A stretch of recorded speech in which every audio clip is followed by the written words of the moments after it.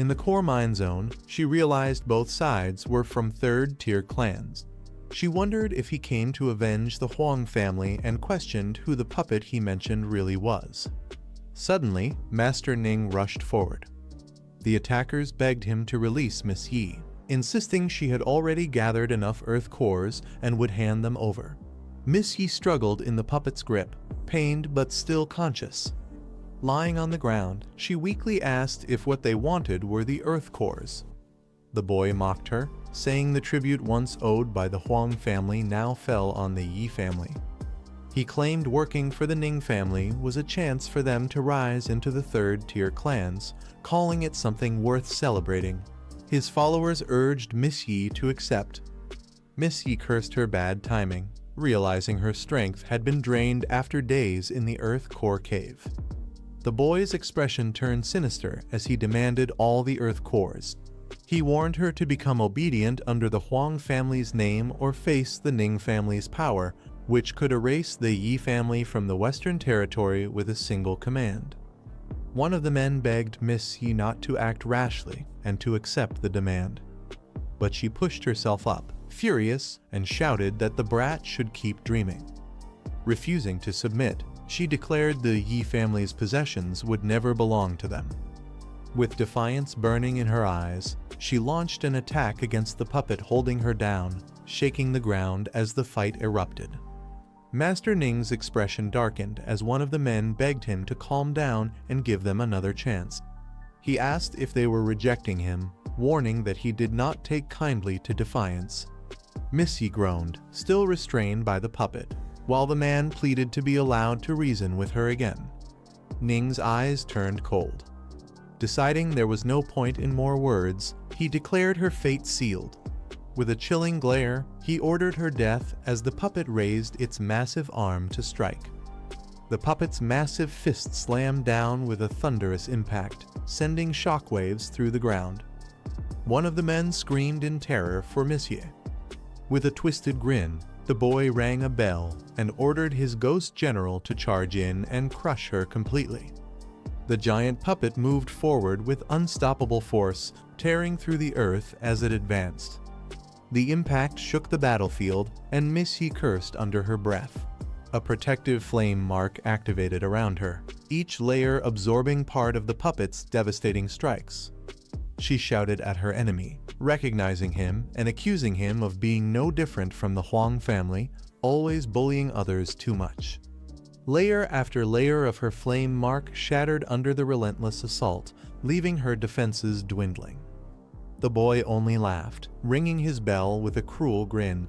He mocked her nobility and declared he had been far too lenient with her. The boy sneered, finding Miss Yi's resistance amusing, and ordered the ghost general to toy with her further. Her protective flame mark flickered, leaving only one layer between her and defeat. With a chilling tone, he commanded the puppet to break her legs first. Miss Yi's eyes widened in fear as the massive fist came crashing down. But before the blow could land, a sudden figure burst in, striking the puppet with overwhelming force. Shock filled the air as everyone realized someone else had entered the battle. The boy froze, demanding to know who the newcomer was. A young man with fiery wings and a blazing weapon appeared, stepping confidently in front of Miss Yi. He reassured her that she was safe now. Relieved, Miss Yi admitted she was embarrassed to be seen at her weakest again. She thanked him for arriving just in time, knowing she would have been in real danger otherwise. The young man replied that he didn't know all the details, but after witnessing what had just been done to her, he couldn't stand by. He told her to rest while he dealt with the arrogant enemy himself. Sometime earlier, in the Yi family garden of the Western Territory, a servant rushed in, panicked, shouting that Miss Yi was in danger. When asked what had happened, she explained that Miss Yi had ordered her to watch Huang Yingheng, but the Ning family appeared, threatening them for tribute. They took Huang Yingheng and went straight to the mines in search of Miss Yi. Begging desperately, she pleaded for help. Mr. Liu reassured her, telling her not to worry as he understood the situation and would take action. Back in the Yi family garden, Liu had vowed to save Miss Yi immediately.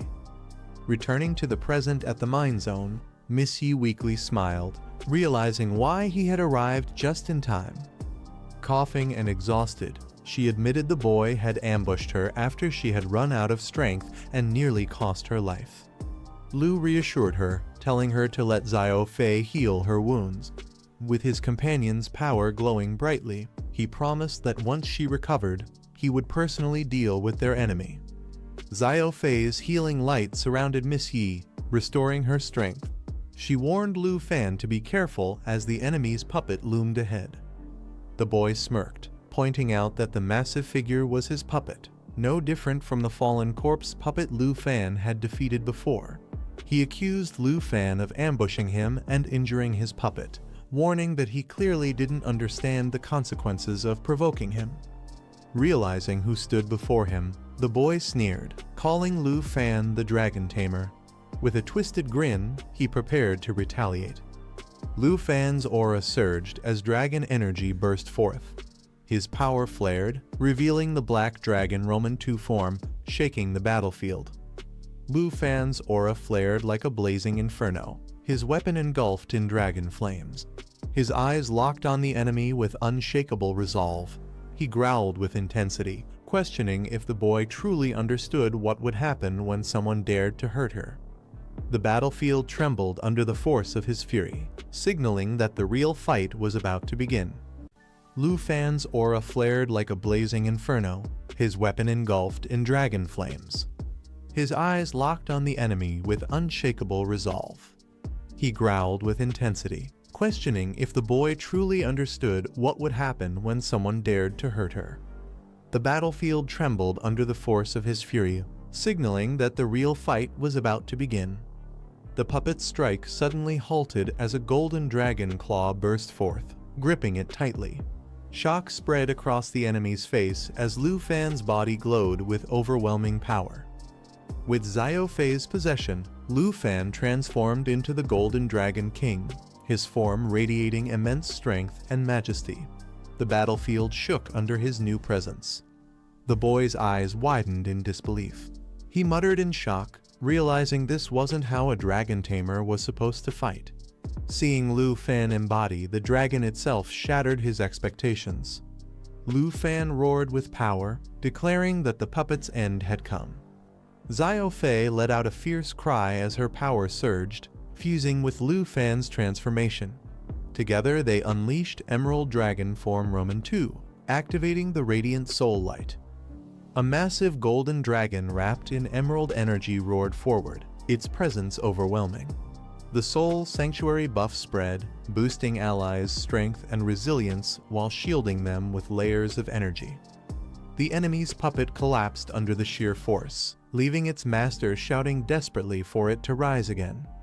Staring in shock, the boy realized a single strike had defeated Zhuang Meng at level 100.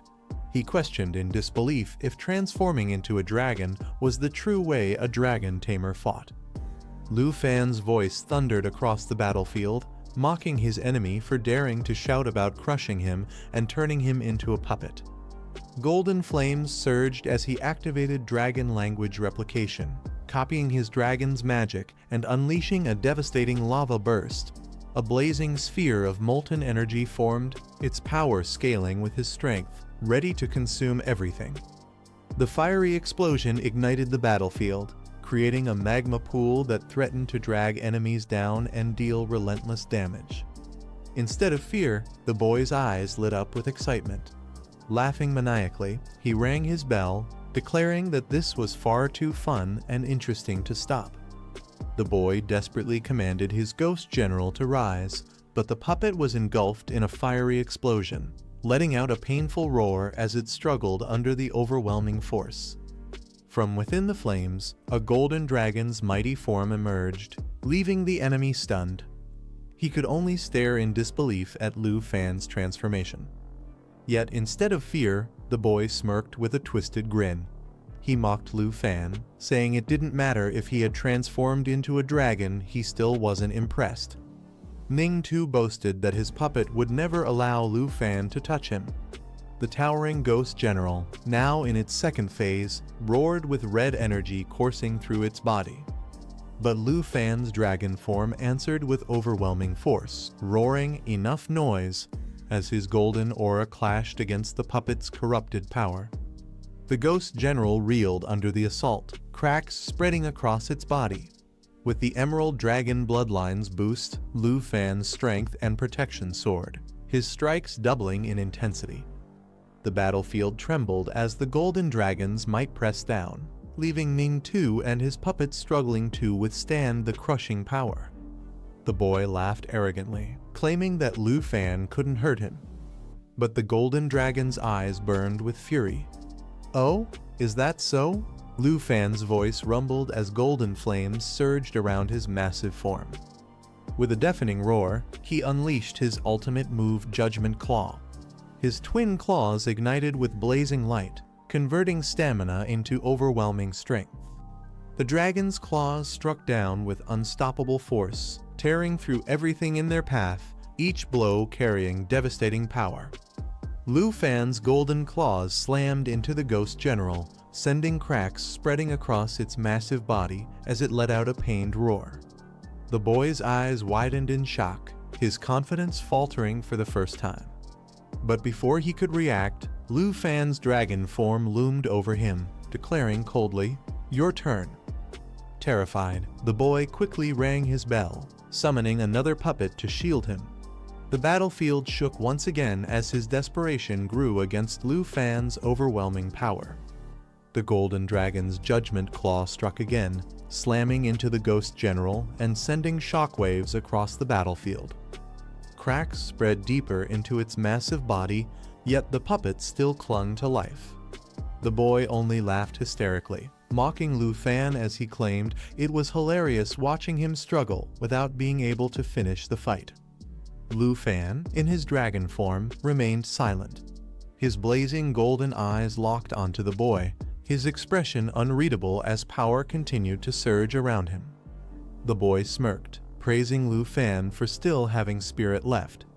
Then, with twisted excitement, he promised to show something even more entertaining. Clenching his hand, he revealed the true power of his ghost general, boasting that it was a level 100 puppet.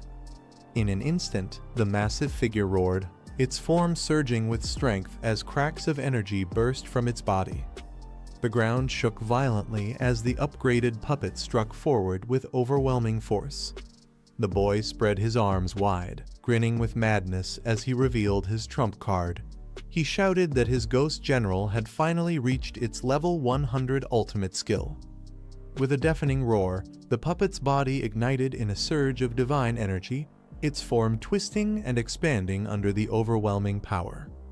The system revealed its terrifying evolution: Shuanger level 100, Mountain Breaker Roman 4, Ghost General Phase 3.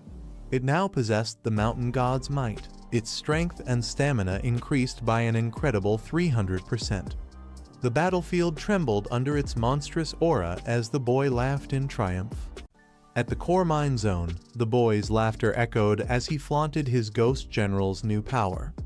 With the mountain god's buff tripling its stats, he claimed this was strength even level 100 elites would fear. Not stopping there, he revealed another of his ultimate techniques. Golden nails pierced into the ghost general, each one amplifying its attack power to terrifying heights. The boy roared for his puppet to unleash its full strength. The massive figure trembled with destructive energy, its aura surging as the ground split beneath it.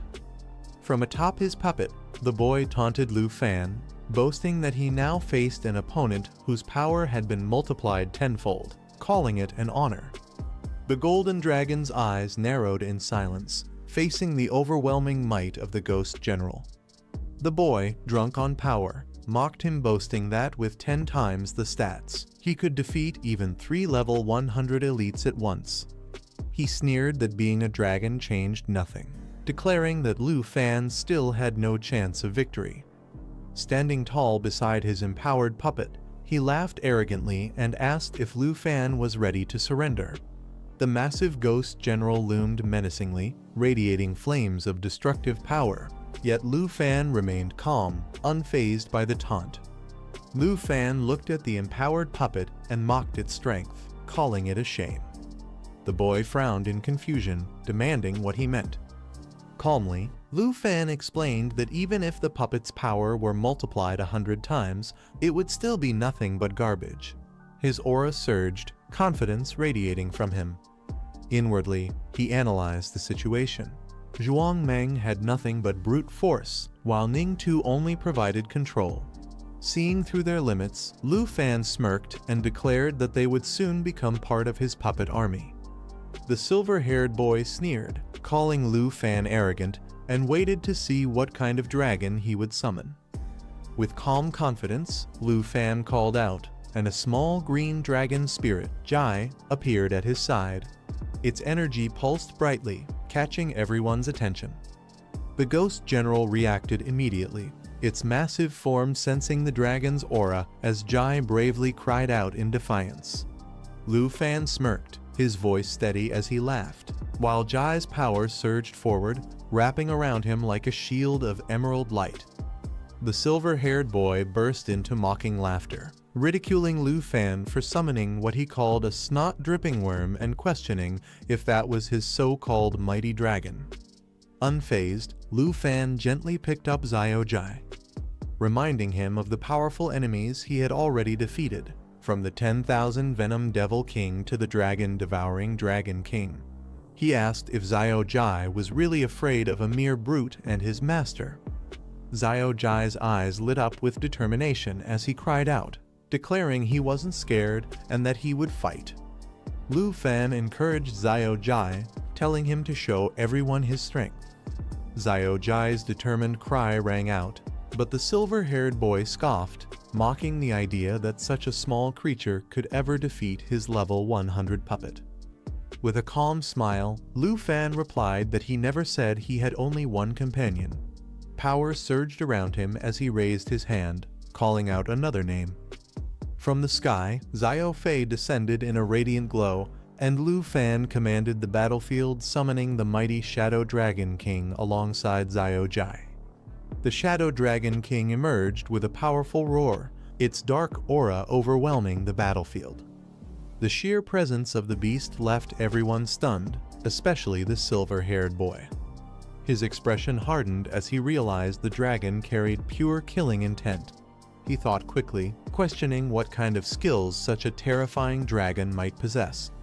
Deciding he couldn't afford to wait, he immediately activated one of his strongest defenses. A golden bell appeared above him, radiating a solid protective barrier. The shield not only reduced incoming damage, but also reflected any attacks that dared to touch it. The silver-haired boy ordered his ghost general to tear the enemy apart. The massive puppet charged forward with terrifying force, shaking the ground with every step. Its colossal fist came crashing down toward the black-haired fighter. Yet, the young man stood calm and unshaken, facing the attack head-on. Just as the ghost general struck, a toxic aura began to spread across the battlefield. The puppet's body released a sinister green glow poison dragon, I-form switch, underworld swamp. The ground transformed into a poisonous swamp, radiating deadly energy that spread quickly. This ability, known as the Surging Poison Sea, created an underworld swamp that continuously dealt poison-based damage to all enemies caught within. To make matters worse, the poison stacked at double the normal rate, threatening to overwhelm anyone trapped inside. The silver-haired boy was stunned as he realized his puppet had been poisoned. He quickly tried to cleanse it, activating powerful skills like Clarity and Calm and Purifying Rain, channeling sacred light to dispel negative effects.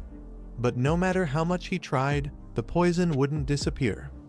Desperation filled his voice as he shouted in disbelief, wondering how the corruption could resist purification. His puppet continued to suffer, green poison marks spreading deeper with every moment. Calm and confident, the black-haired fighter simply smiled. He told his opponent to save his breath. This poison wasn't something that could be removed. Frustrated, the silver-haired boy rang his bell with urgency, commanding his puppet to retreat. He shouted for it to get out immediately, desperate to save it from the spreading poison. But the ghost general roared in defiance, its massive body trembling as the poison coursed through its veins. Despite the boy's command, the puppet's body cracked under the overwhelming corruption, its strength on the verge of collapse. The battlefield shook as the ghost general struggled, showing signs that it could no longer resist the poison's deadly grip. The black-haired fighter unleashed a devastating assault. Using Shadow Strike, he teleported behind the ghost general and pierced its weak point, dealing immense damage. Immediately after, Shadow Invasion triggered, striking again with a follow-up attack. Not giving the enemy a chance to recover, he roared out his ultimate move, Dragon Annihilation. His arms transformed into dragon claws as he delivered a relentless flurry of 6 strikes, each one synced with the power of his dragon pets. The ghost general was torn apart under the combined force, leaving the silver-haired boy in shock. Trembling, he rang his bell again, unable to accept the defeat. His voice cracked in disbelief as he admitted that the ghost general had been his strongest puppet, yet it was destroyed so easily. The only thought echoing in his mind was clear: his opponent wasn't human, but a monster. The silver-haired boy, realizing he was at a disadvantage, ordered his ghost shadow to retreat. Riding atop the masked puppet, he tried to escape, vowing to settle the score with the dragon tamer another time. But his opponent wasn't about to let him go so easily. With Xiao Jai and the Shadow Dragon King at his side, he declared that a puppet master like him would make perfect material for top-grade puppets.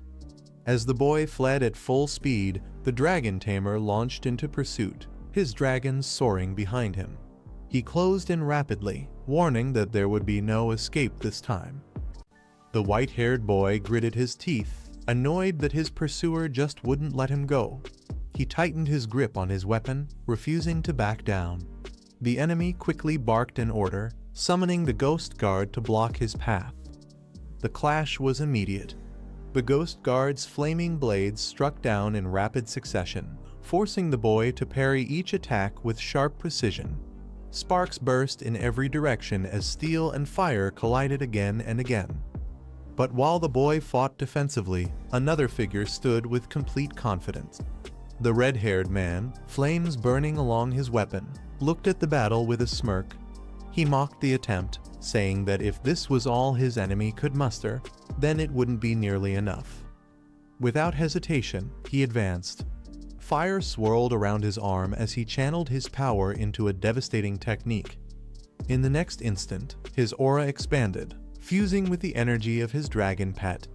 Together, they unleashed a strike called Cut the Sky, a coordinated double blow wrapped in dragon aura. The force of the combined attack tore through the Ghost Guard's defenses in a brilliant explosion of light and shadow, shaking the battlefield. The black-haired fighter smirked confidently, declaring that no one could stop him. As his aura surged, the system activated a powerful ability, Soul Shock. Dragon aura gathered in layers, each one stacking higher as his energy built up. A blinding green light spread across the battlefield as the skill charged. His dragon, Xiao Fei, roared in sync with him. Without hesitation, he gave the command for complete elimination. The dragon responded instantly, releasing waves of destructive energy that shattered everything in its path. The system reported the progress 8 layers had already formed, and the aura was still building. The brilliance of the attack overwhelmed the battlefield, making escape nearly impossible for anyone caught in its range.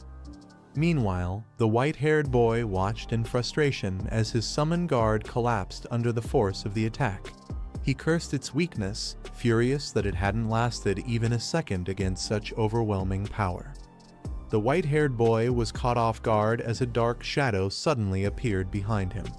The system revealed the skill Shadow Strike, a stealth ability that teleports to the enemy's weak point and delivers a devastating blow.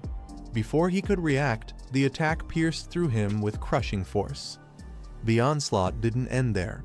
Another system prompt triggered Shadow Invasion. After the first strike, an additional attack followed, delivering even more damage. The boy's body trembled as he realized he had no chance to resist. Wounded and desperate, he collapsed to the ground. With blood on his face, he stretched out his hand, begging for mercy. His voice shook as he pleaded to be saved, admitting that he didn't want to die. Standing tall before him, the black-haired man remained silent, his dragon looming menacingly behind him. His cold gaze made it clear who held the power now, while the boy's desperate cries echoed hopelessly in the dust-filled air. The black-haired man clicked his tongue, mocking his opponent's pitiful state. He remarked how much more entertaining the boy had been back when he was arrogant and full of pride. Now, watching him crawl and beg was nothing but pathetic. The white-haired boy, bloodied and desperate, pleaded for his life. He shouted that he was the second young master of the Ning family, trying to use his status as a shield. He promised wealth and rewards if only his life would be spared. But the black-haired man showed no interest in his bargaining. Instead, he calmly turned to his dragon. With a cold command, he ordered Xiao Fei to summon the fallen corpse holy dragon. Light burst from the summoning as the mighty dragon appeared, its aura shaking the ground. The white-haired boy's eyes widened in shock, unable to believe what he was seeing. As the dragon's power filled the air, he trembled, realizing that escape was no longer possible. The black-haired man's expression turned cold as he gave his command he would turn the white-haired boy into nothing more than a new puppet. The boy's eyes widened in horror. He screamed that killing him would bring disaster, warning that the Ning family would tear his enemy apart for this. In desperation, he even invoked his sister's name, vowing she would never forgive such an act. But his pleas went unheard. Dark energy coiled around his body as the system activated corpse manipulation, a technique that could control and transform fallen corpses into puppets. His resistance was crushed as the shadows consumed him, forcing his body into submission. The boy let out a final, agonized scream, but the outcome was already decided. His fate was sealed, his life stripped away, and his existence reshaped into a puppet bound to the fallen corpse holy dragon. Dark shadows coiled tightly around the boy's body until his screams were drowned out. When the energy settled, he no longer looked human. His eyes glowed faintly, his movements stiff, transformed into a puppet under complete control. The system confirmed his new state, listing his identity as Ning 2, Fallen Corpse Puppet Master Level 103. The description revealed that this ability could strengthen corpses, summon them as puppets, and even create an organized puppet army. The black-haired man studied the information carefully. He noted with interest that all of the enhancements applied to puppets as well. If strengthened further, and if every fallen corpse was converted, they could form a powerful puppet squad under his command. Just as he considered the potential of this new ability, someone suddenly called out his name, Lu Fan. His focus shifted, but the weight of what he had just gained was undeniable. The black-haired man turned and greeted his senior sister, who appeared at his side with her weapon in hand. She glanced at the scene and noted how decisive and ruthless he had been, killing the Ning family's young master without hesitation. Looking at the puppet, she remarked that he was a level 100 expert, and letting someone like that go to waste would have been foolish. She acknowledged the choice as practical, though brutal. The man then considered the potential of his new ability, explaining that buffs could also be applied to puppets. He wondered aloud if some corpses could even be transformed into human form puppets, strengthening their forces even further. His senior sister agreed, praising the idea and saying it wasn't bad at all. With a smile, she added that crushing a so-called noble family like this had been something she had wanted to do for a long time. When he asked about her condition, she responded confidently that she was perfectly fine, her tone full of assurance. The two stood side by side, their partnership stronger than ever in the aftermath of their ruthless victory. The white-haired woman admitted that her injuries had been severe, but Xiao Fei's healing had worked wonders. Aside from some lingering fatigue, she assured him there were no serious problems.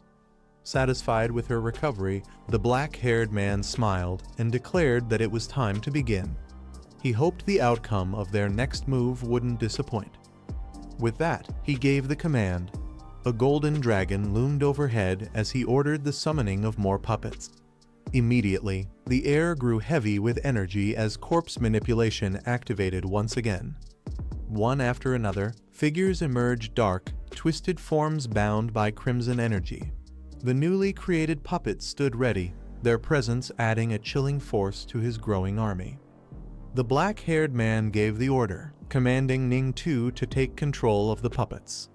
Dark energy surged from Ning 2's body, his glowing eyes locking onto the corpses around them.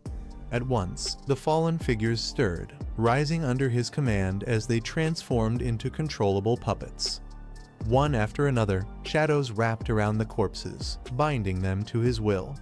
The battlefield that had been littered with lifeless bodies was now filled with soldiers reanimated into a puppet squad. His senior sister watched in astonishment. She realized that by giving commands to Ning 2, he could control the entire puppet squad indirectly. Shocked, she exclaimed at the effectiveness of the ability. It meant he had gained not just one puppet, but an entire army through Ning 2's control. The black-haired man smirked, his eyes glinting with confidence as he revealed there was still more to show. With a commanding voice, he gave the order, amplify. Immediately, the puppets surged with power. A dark energy erupted around them, strengthening their bodies and weapons. Their aura intensified, and even their movements became sharper and more lethal. The air trembled as the puppet squad, now amplified, stood like an unstoppable force. Warriors who had once been mere corpses now radiated overwhelming strength. Their attacks multiplied and their presence magnified. The system revealed the effect.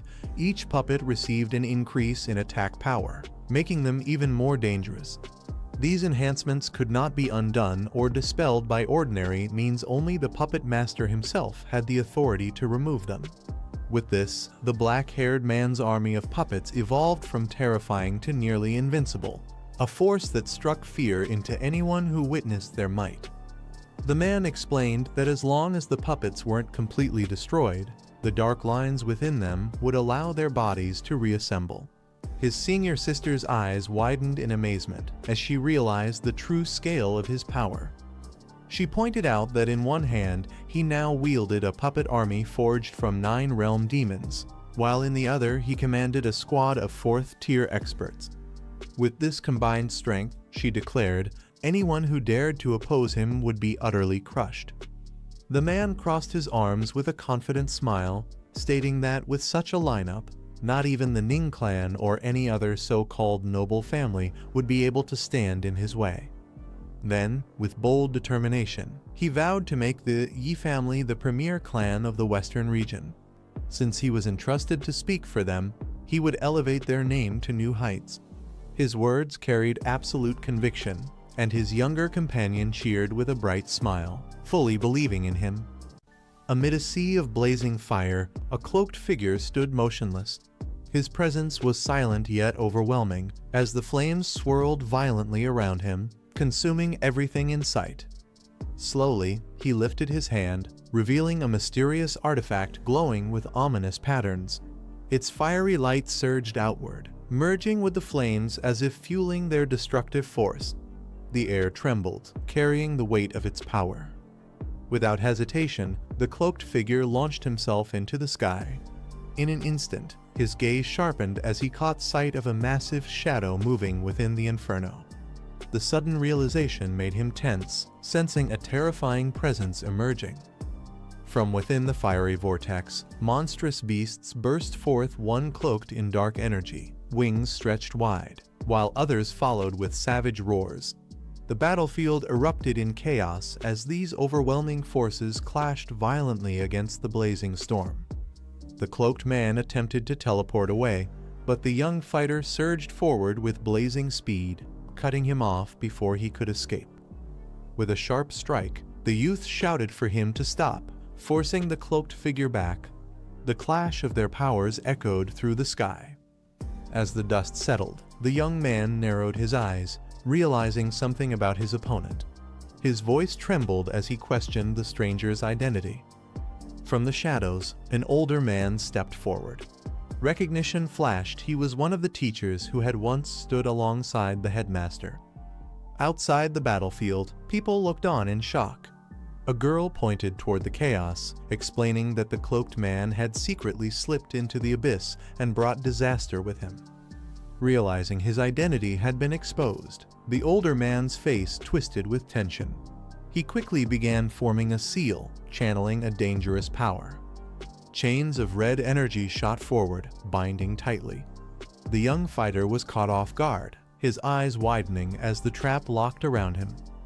With a roar, the old man unleashed his true form. His cloak tore apart, muscles expanding as a glowing crimson crystal emerged from his chest, radiating overwhelming strength. The young fighter recognized the terrifying technique Flame Core, the most extreme skill of a fire mage. His expression hardened as he realized the danger. The old man's eyes burned with madness as he shouted his intent, determined to drag his opponent into destruction with him. Before the explosion could erupt, allies rushed in. A girl raised her staff, unleashing magic alongside others, calling for him to hold on. Elsewhere, a woman cried out his name in shock as a countdown continued, signaling the critical moment was rapidly approaching. The old man's crimson chains tightened around his foe, declaring that escape was impossible. The young fighter struggled as the energy pulled him down.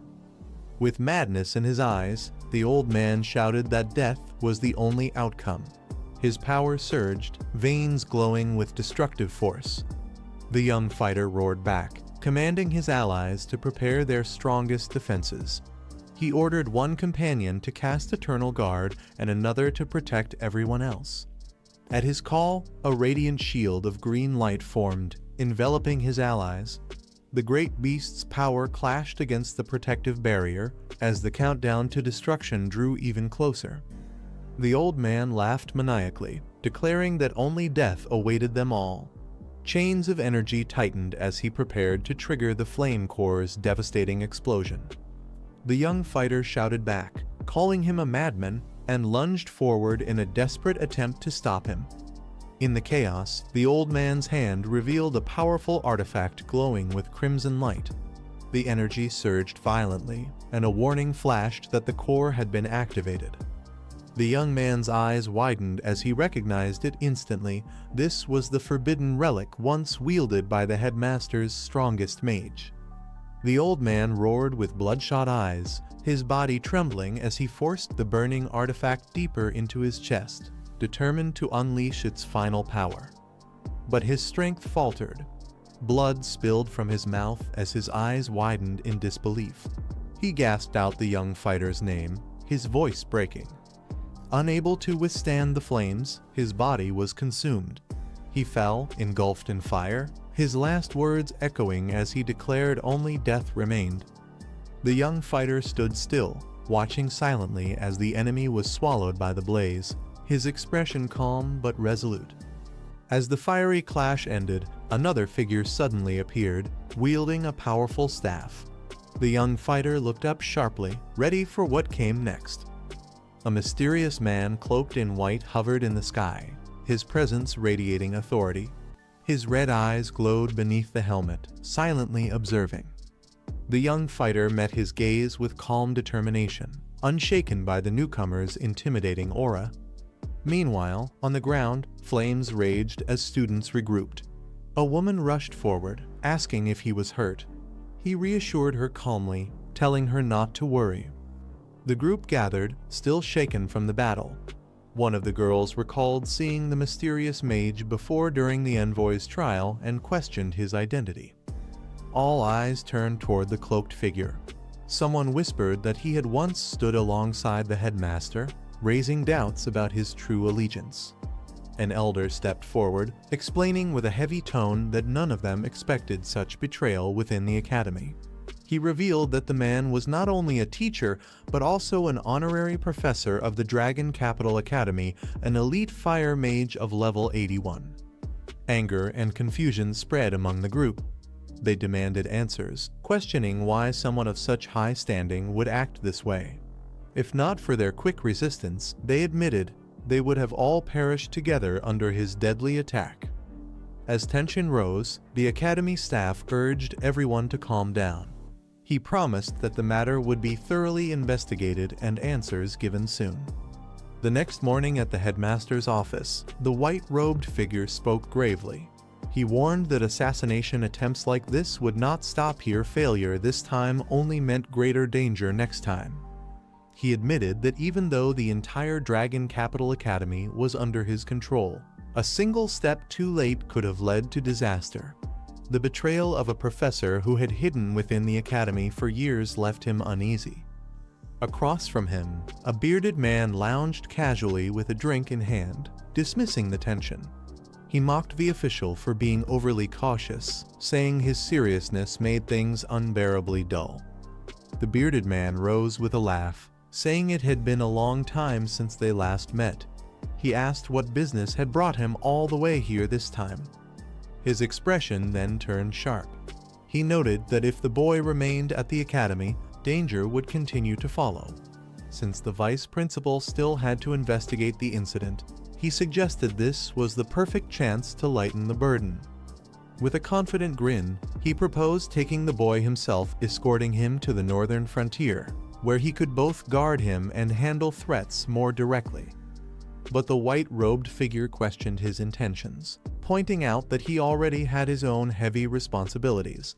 He asked if taking the boy along would truly serve any purpose, or if it was just an unnecessary risk. With a confident smile, the bearded man declared that he had been watching the boy's growth for a long time and considered him worth the effort. He hinted that bringing him along might also help with another investigation. Drinking straight from the bottle, he promised boldly that he would ensure the boy's safety and return him alive, no matter what. The next morning, outside the main gate of Dragon Capital Academy, a sleek car screeched to a halt, signaling the start of a new journey. The door opened, and a figure stepped out with firm resolve, ready for what lay ahead. At the academy's entrance, a young girl ran forward joyfully, calling out to her brother who had finally arrived. She asked whether he valued her more, or his preparations for the trials. The older brother smiled and reassured her, saying of course his sister mattered most. He explained that he had been preparing for the upcoming national trials, but had still made time to see her. With innocent eyes, the girl asked if he would help her take revenge for the troubles she had faced. His smile turned sharp behind his glasses. He promised that anyone who dared to upset his beloved sister would be dealt with severely, vowing to teach them a harsh lesson. The red-haired man looks down with a cold expression, remarking that the other has grown defiant. He mocks that the once weak wings have now hardened, daring to challenge him directly. With flames sparking around his blade, he raises his sword and declares that perhaps it's time to remind them of their place. His tone sharpens as he vows to make them obedient once more. The orange-haired fighter grits their teeth, a pained cry escaping as the pressure of the attack forces them back. The weight of the strike leaves them struggling to endure. Just then, another man rushes in, his voice urgent as he begs Uncle Ning to restrain his fury, hoping to stop the clash before it goes too far. The red-haired man looks up in surprise as a flying beast descends, recognizing the figure riding it and calling out in shock. The man in sunglasses steps forward confidently, his presence commanding attention as he lands before them. He announces that he has come to take Shuanger to the Divine Ruins' secret realm, his tone calm yet firm. Shuanger's eyes narrow, her expression tense as she's reminded of the deep bond she shares with her father, leaving her momentarily silent. Standing beside his rare mechanical bird mount, the man in sunglasses questions the reason for the sudden conflict. The red-haired man responds coldly, saying that since the other is Shuanger's fiancée, he is not considered an outsider. He explains that the girl ignored the family's orders, acting recklessly because she believes Ning is dead. Shuanger clenches her body in pain, her fiery aura surging as she cries out, insisting that what she believes is the truth.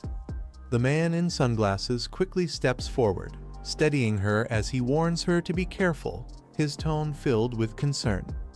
Shuanger bursts out with determination, demanding to be released as she declares she will go to the Huang estate to find him, no matter who tries to stop her. The man removes his glasses slowly, murmuring that now he understands what drives her actions. With a heavy tone, he admits that he already knew about Ning Tu's death, explaining he had planned to tell her only after she achieved her breakthrough. Shuanger's eyes widen in shock, her voice trembling as she demands to know if her brother truly died at the hands of the Huang family. He gently steadies her, urging her to calm down first. Holding Shuanger close, the man tells her that Ning Tu was indeed murdered, but it had nothing to do with the Huang family. Shuanger demands to know who was truly responsible. Adjusting his glasses, he reveals that their Luo family's intelligence network traced it back to the Yi family, led by the dragon tamer, Lu Fan. Shuanger is stunned, asking who that person is, while another man angrily interrupts, warning Luo not to spread baseless claims. Luo folds his arms and firmly explains that their intelligence is reliable, stating that this dragon tamer even aided the Yi family in defeating the Huang and Long clans. He adds that their investigation suggests he may command as many as 8 dragon pets. Luo narrows his gaze, revealing that the dragon tamer only needed 3 of his dragons to kill Ning Tu. Shuanger's eyes widen in disbelief as she exclaims that it's impossible, demanding to know where he could have obtained 8 dragons. The red-haired man adds that even the Luo family's intelligence couldn't uncover how Lu Fan captured them, but his strength and record of defeating dragon bosses are undeniably remarkable. Overcome with emotion, Shuanger trembles and shouts that she doesn't care, her resolve unshaken despite the shocking revelation. Shuanger's body ignites with raging flames as she cries out that since her brother was killed, she will claim the killer's life in return. She demands to know where the culprit is. The red-haired man orders her to calm down, declaring she is not allowed to go anywhere except the Divine Ruins' secret realm.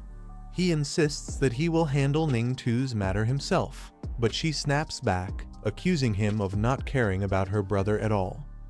Overwhelmed, Shuanger bends forward, her fiery energy flickering out of control as the man in sunglasses urgently begs both her and Uncle Ning to calm down.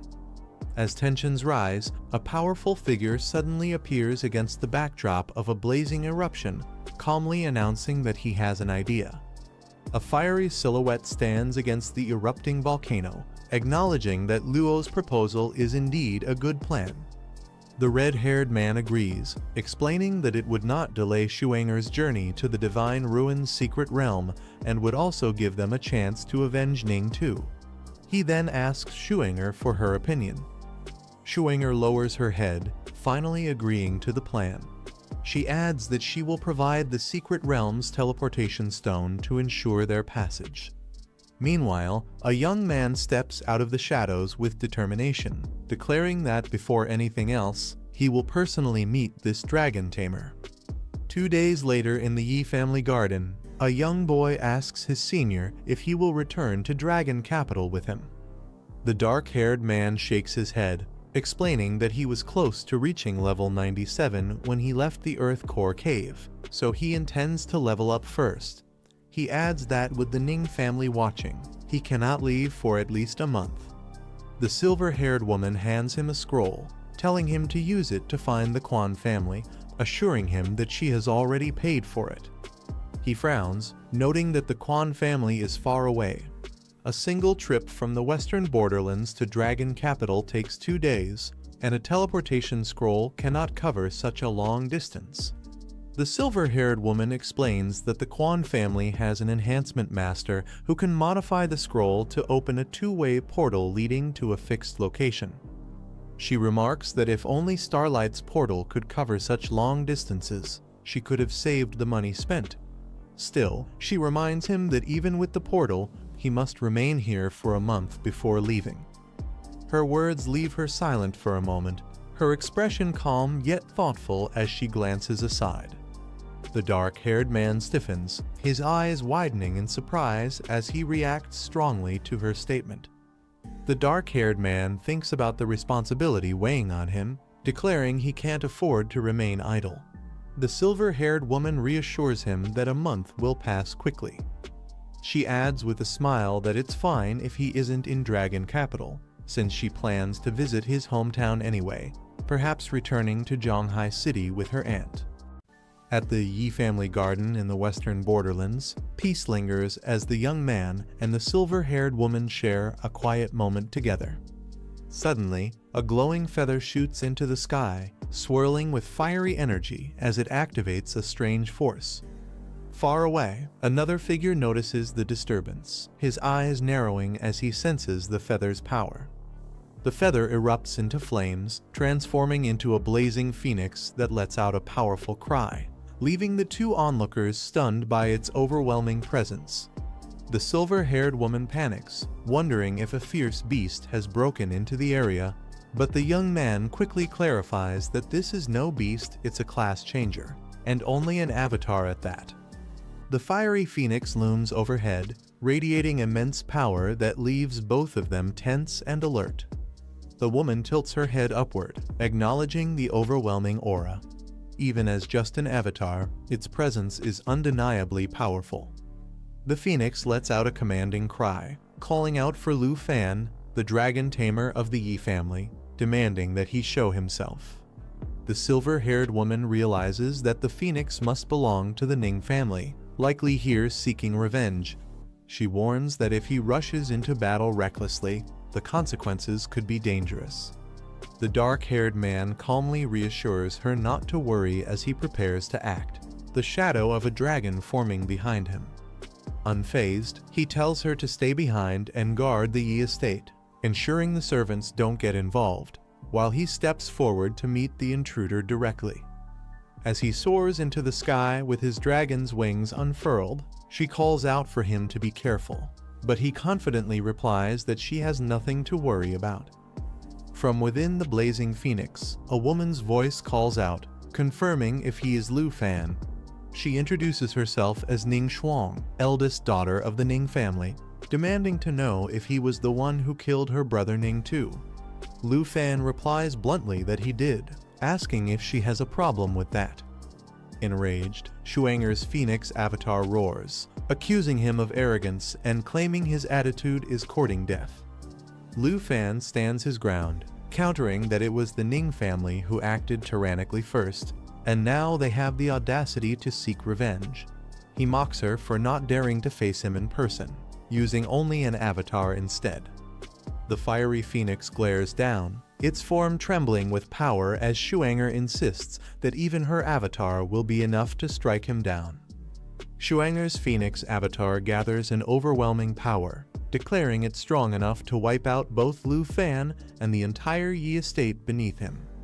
The silver-haired woman trembles, realizing the danger. She thinks to herself that even this avatar's level is too high, and if Shuanger's real body were to appear, it would be catastrophic. Lu Fan rises into the air with his dragon wings, unfazed by the fiery threat. She calls out anxiously, asking if he truly plans to face it head-on. But Lu Fan only smirks, pointing out that she has been charging the same skill for far too long. With calm confidence, he declares that in his opinion, this avatar of hers is nothing he can't eliminate. Lu Fan summons one of his dragons, a towering green beast, declaring that he only needs a single strike to end this battle. The phoenix narrows its eyes, questioning if this is truly one of his 8 dragons.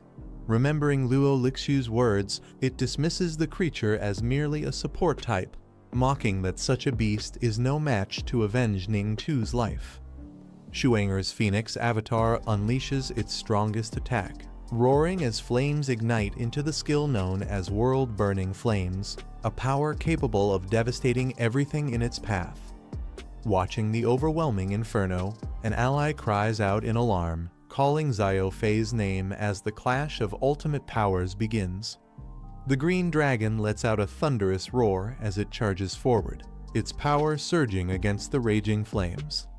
The phoenix unleashes its devastating attack, but the dragon counters with Eternal Guardian, a barrier that absorbs and neutralizes all incoming damage.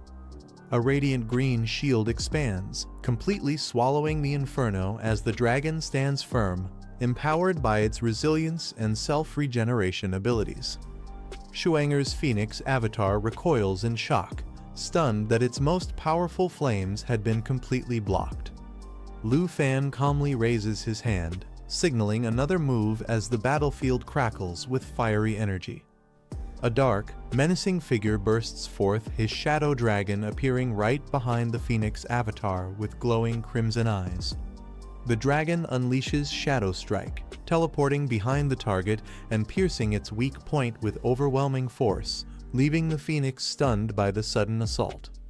The phoenix reels in shock, exclaiming that the attack was far too fast, unable to react before the blow landed.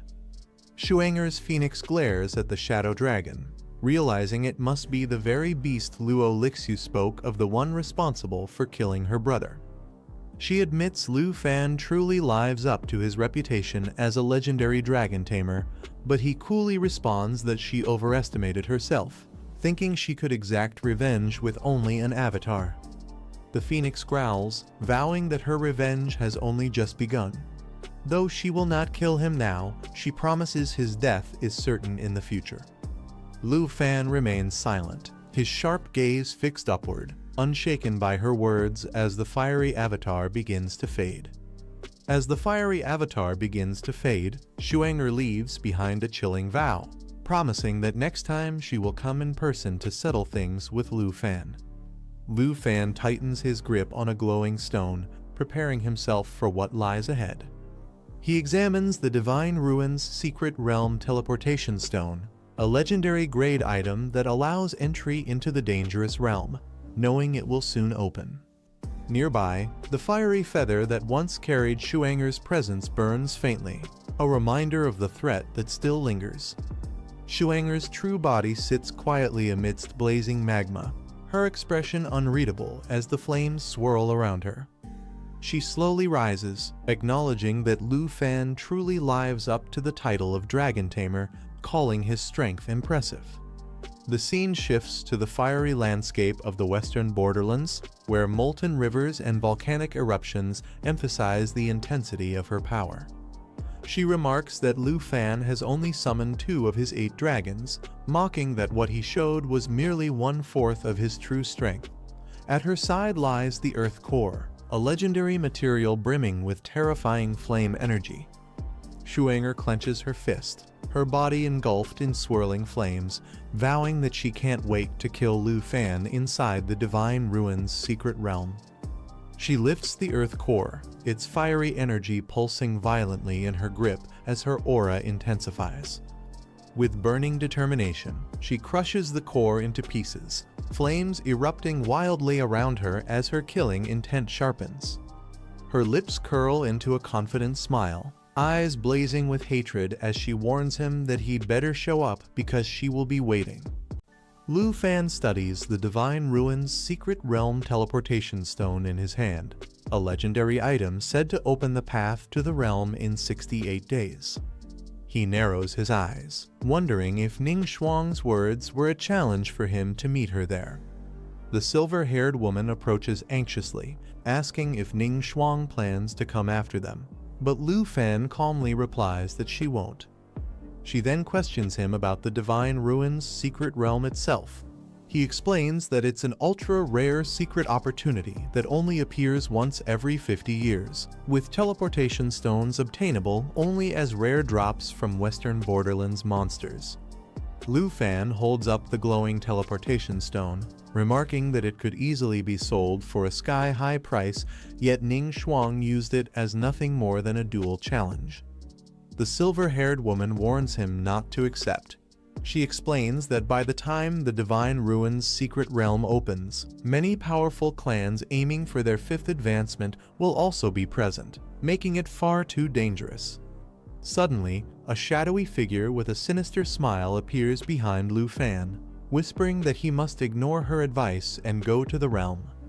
Lu Fan stiffens, his eyes narrowing sharply as the command echoes in his mind, leaving him in deep thought. The demon girl's voice echoes, commanding him to enter the Divine Ruins Secret Realm and retrieve something called the spirit-quenching liquid. With a sly smile, she promises that once he reaches his third advancement, she will reveal the location of the legendary myriad armor dragon egg. He questions her sudden appearance, asking when she awoke and if she had witnessed everything. From within his pet space, another voice remarks that it feels comfortable there, and she'll likely recover fully in a month or two. Unfazed, he presses her with questions why she wants him to risk entering the Divine Ruins' secret realm and what purpose the mysterious spirit-quenching liquid truly serves. The demon girl explains that the Divine Ruins' secret realm was once the place where a legendary god fell, leaving behind countless treasures. Among them, the spirit-quenching liquid is the most valuable, capable of greatly boosting a person's attributes, sometimes even doubling them.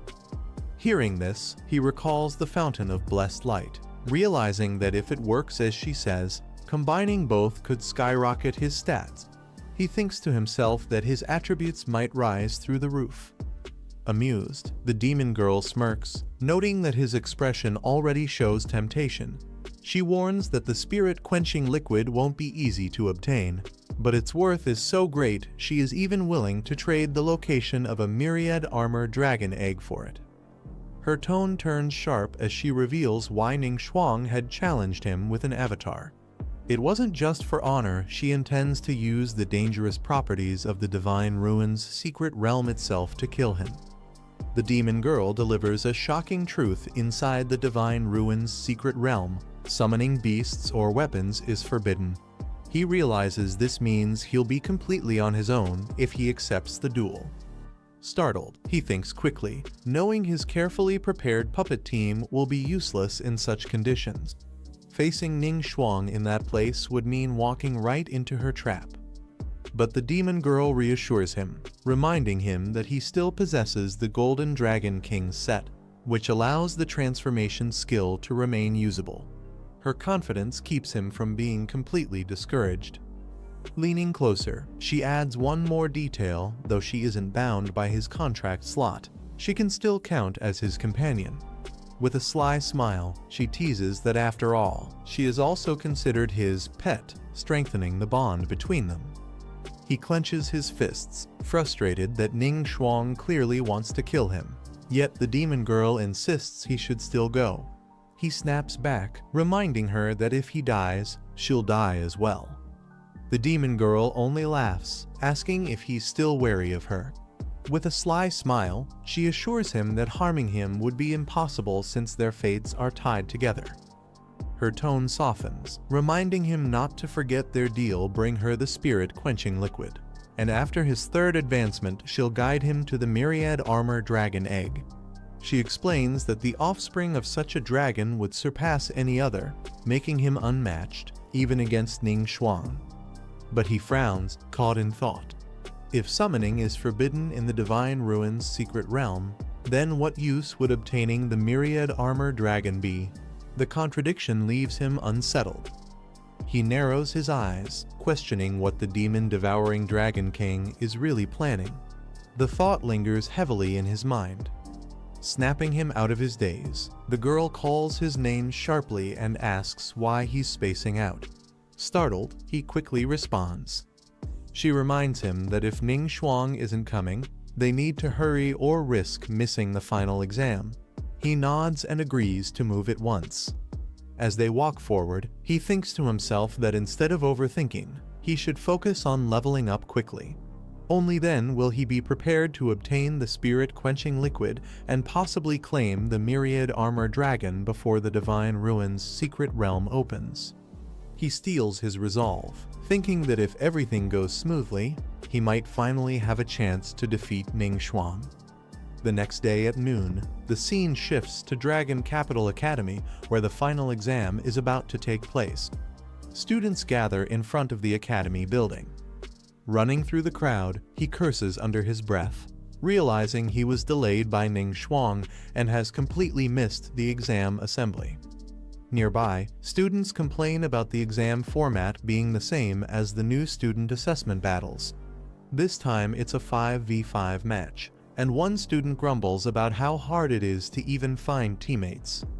He considers the rules, noting that the final exam will be done in 5-person teams. With arena rankings as a reference, he thinks about who he can potentially team up with. As he enters, he nearly bumps into a teacher carrying a stack of books. She stumbles slightly, and he quickly steadies her. The teacher looks at him in surprise, asking why he's here since she thought he wouldn't return for the final exam. He apologizes respectfully, addressing her as Teacher Gu. Another teacher asks about Gu's health.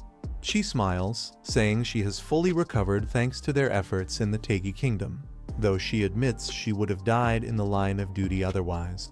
Embarrassed, she waves it off when reminded not to say such unlucky things.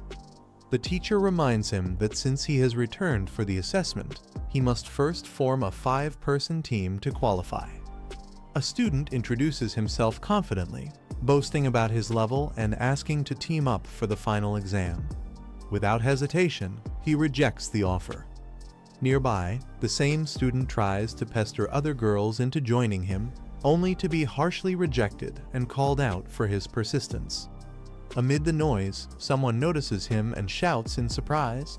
Soon, more students turn their attention, recognizing that Lu Fan has finally returned. Calmly, he greets them. As he reunites with his classmates, they greet him warmly, teasing that they thought he wouldn't show up for the final exam. They point out their current levels and classes, clearly stronger than before. He apologizes, saying he wanted to surprise them by returning at the last moment. With him back, they realize they now have a complete 5-person team. One jokes that they can slack off and still pass easily, while he reacts wryly to being treated like a free pass. The teachers quietly step aside, leaving the group to their reunion. His classmates assure him they've grown stronger too, having trained and challenged dungeons while he was away. Their confidence shows, claiming they're no longer afraid of facing difficult opponents. Hearing this, he feels relieved, knowing they can now stand on their own. One of them quickly notices where his gaze is drifting and guesses he must be looking for 2 other familiar names, Jinju and Chen Tian. He remains silent, his expression unreadable, as the thought lingers. When asked about Jinju and Chen Tian, his classmate explains they've been missing since the group returned from the Taegi Kingdom. No one knows their current whereabouts. Hearing this, he clenches his resolve. Though he lets it go for now, he silently vows that one day he will personally deal with her. The group decides not to dwell on it. With the assessment only 3 days away, they suggest heading back to rest, reminding him he must be exhausted after rushing all the way here. As he walks with them, he reflects. Most of the students in his year are still in their 20s, with only a handful already in their 30s. Even without Jinju and Chen Tianjai, his team is strong enough to secure good results in the upcoming assessment. As the student gathering continues, the question arises if anyone else wants to join a team. A group steps forward, announcing they are only taking top 10 ranked members and still need 1 more. Their confident display immediately draws attention, and he recognizes 2 faces that seem oddly familiar. It's revealed to be the Fenian Pavilion group. After being silenced for spreading false rumors, they had stayed low for a long time. Now, to everyone's surprise, they were making a bold return. Seeing their reappearance, he and his companions remain calm. They decide not to be bothered, noting that this group is not a threat they need to concern themselves with for the upcoming assessment. Just as the Fenian Pavilion group announced they were looking for a final member, a loud voice suddenly broke the silence. A determined student stepped forward, shouting that he would join their team, his expression full of eagerness and resolve. The sound of armored footsteps echoed as a tall warrior stepped forward, his presence heavy and commanding. He glanced at the group with sharp eyes and questioned if they had the strength to claim first place. Resting his massive weapon on his shoulder, he added that he would only consider joining them if they could truly reach that level. His tone carried confidence, as if victory was the only condition worth his time. He continued firmly, saying he had no interest in teaming with the weak. What he wanted above all else was the top position in the upcoming assessment. His words left a heavy silence between them. One of the men, calm but direct, reminded him that an invitation to join the Fengyan Pavilion had already been offered in the past, yet he had turned it down without hesitation. The armored warrior admitted he normally wouldn't ask anyone for help, but the strict rules of the assessment left him no choice. He added that he was willing to join them temporarily, but only for the duration of the test. The crowd began whispering, curious about his identity. Someone explained that his name was Mang Jia, a transfer student who had arrived not long ago. Others revealed more details. Mang Jia came from a military family, raised under discipline and training from a young age. Since transferring, he quickly gained a reputation, with many believing he was the strongest among them. More whispers spread about his accomplishments. Mang Jia had built an impressive record in ranked matches, boasting a 132-win streak. He had even defeated a top contender, ranked number 3, which meant his next opponent would likely be one of the strongest challengers left. A boy admitted he had never fought in ranked matches, but he saw the upcoming assessment as the perfect chance to test himself against stronger opponents. The others whispered that for him to replace Zhang Fengyan's rank, he must truly be the real deal. Some guessed Zhang Fengyan would likely team up with Mang Jia, while another added that if the group proved strong enough, there would be no need for them to step in. Their expressions carried both doubt and curiosity about what was coming. Suddenly, a cloaked figure rushed in, shouting in excitement that he had just seen Wu Fan return. His words shocked the crowd, making heads turn in disbelief. Zhang's composure broke as he demanded to know where Wu Fan was and when he had come back, his voice filled with urgency and alarm. The crowd buzzed with confusion, wondering who Lu Fan was and why his return stirred such a strong reaction. Some confirmed they hadn't seen him yet, but the possibility of his comeback had already shaken them. A student explained that Lu Fan was a dragon tamer, the number 1 from King Yin class. His reputation alone was enough to make others uneasy. Another admitted that if Lu Fan truly returned, their chances of claiming first place would vanish completely. Hearing this, Mang Jia's expression hardened. With anger boiling over, he shouted that it was ridiculous to admit defeat without even fighting, his voice echoing like a challenge to everyone present. A sudden burst of power struck, shocking those nearby and sending them stumbling back in fear. Mang Jia's voice thundered as he declared that he wasn't boasting without reason. He had the strength, the rank, and the qualifications to aim for first place. He mocked the others, asking where their earlier confidence had gone. Gasps filled the crowd when they noticed the emblem on his chest. Someone shouted in disbelief that it was the mark of the blood-clad army. Whispers spread quickly. This army was one of the strongest organizations in the Dark Iron Country, directly serving under the Great Axe King. The onlookers wondered if Mang Jia truly had military honors despite being only a little older than them. Another confirmed it was no exaggeration. With his blood medal, he had the authority to command hundreds of soldiers from the blood-clad army. Mang Jia raised his voice proudly, revealing that since childhood he had been trained in the blood-clad army. He awakened his combat profession amidst corpses and blood, vowing to become the youngest great general who would protect the nation. Gasps rippled through the crowd as they realized he truly was part of the blood-clad army. Some could hardly believe it. He had spent his student years not in classrooms, but on the battlefield, fighting and killing to survive. Mang Jia then explained why he demanded first place in every assessment. His goal was to graduate early so he could return to the blood-clad army with honor. With a commanding gesture, he asked directly if the others had the confidence to defeat Lu Fan.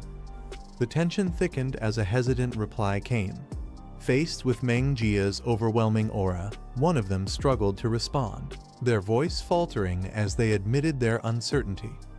One of the onlookers thought to himself that if Mang Jia, a warrior hardened by life and death battles, chose to join them, then perhaps the Fengyan Pavilion would finally have a real chance at redemption. The tension broke as hands were clasped firmly, sealing an alliance. Mang Jia was welcomed into the team with respect. His confident reply carried pride, showing he was more than ready to take the lead. The crowd erupted in cheers, amazed by his overwhelming presence. They whispered that they were about to witness the rise of a new number one, while one voice hesitated, realizing something important might still be missing. As the crowd celebrated, one cautious voice reminded Boss Zhang that it might be too early. After all, Lu Fan was no ordinary opponent. He was a dragon tamer who had even participated in the national trials. Zhang dismissed the concern coldly, saying it didn't matter. He claimed Mang Jia's achievements alone were enough to overshadow Lu Fan and even make him feel ashamed of his own record. Mang Jia acknowledged the mention of the national trials but brushed it aside. He stated that while Lu Fan might have dragon pets, true strength came from real experience. With a confident smirk, Mang Jia declared that Lu Fan had never faced the chaos of the front lines. He admitted he was eager to see just how strong Lu Fan truly was. At Dragon Capital Academy's Villa No. 2, excitement filled the air. Someone exclaimed that the equipment laid out before them was far too powerful. A girl marveled at the items, shocked that their senior had given so much to them.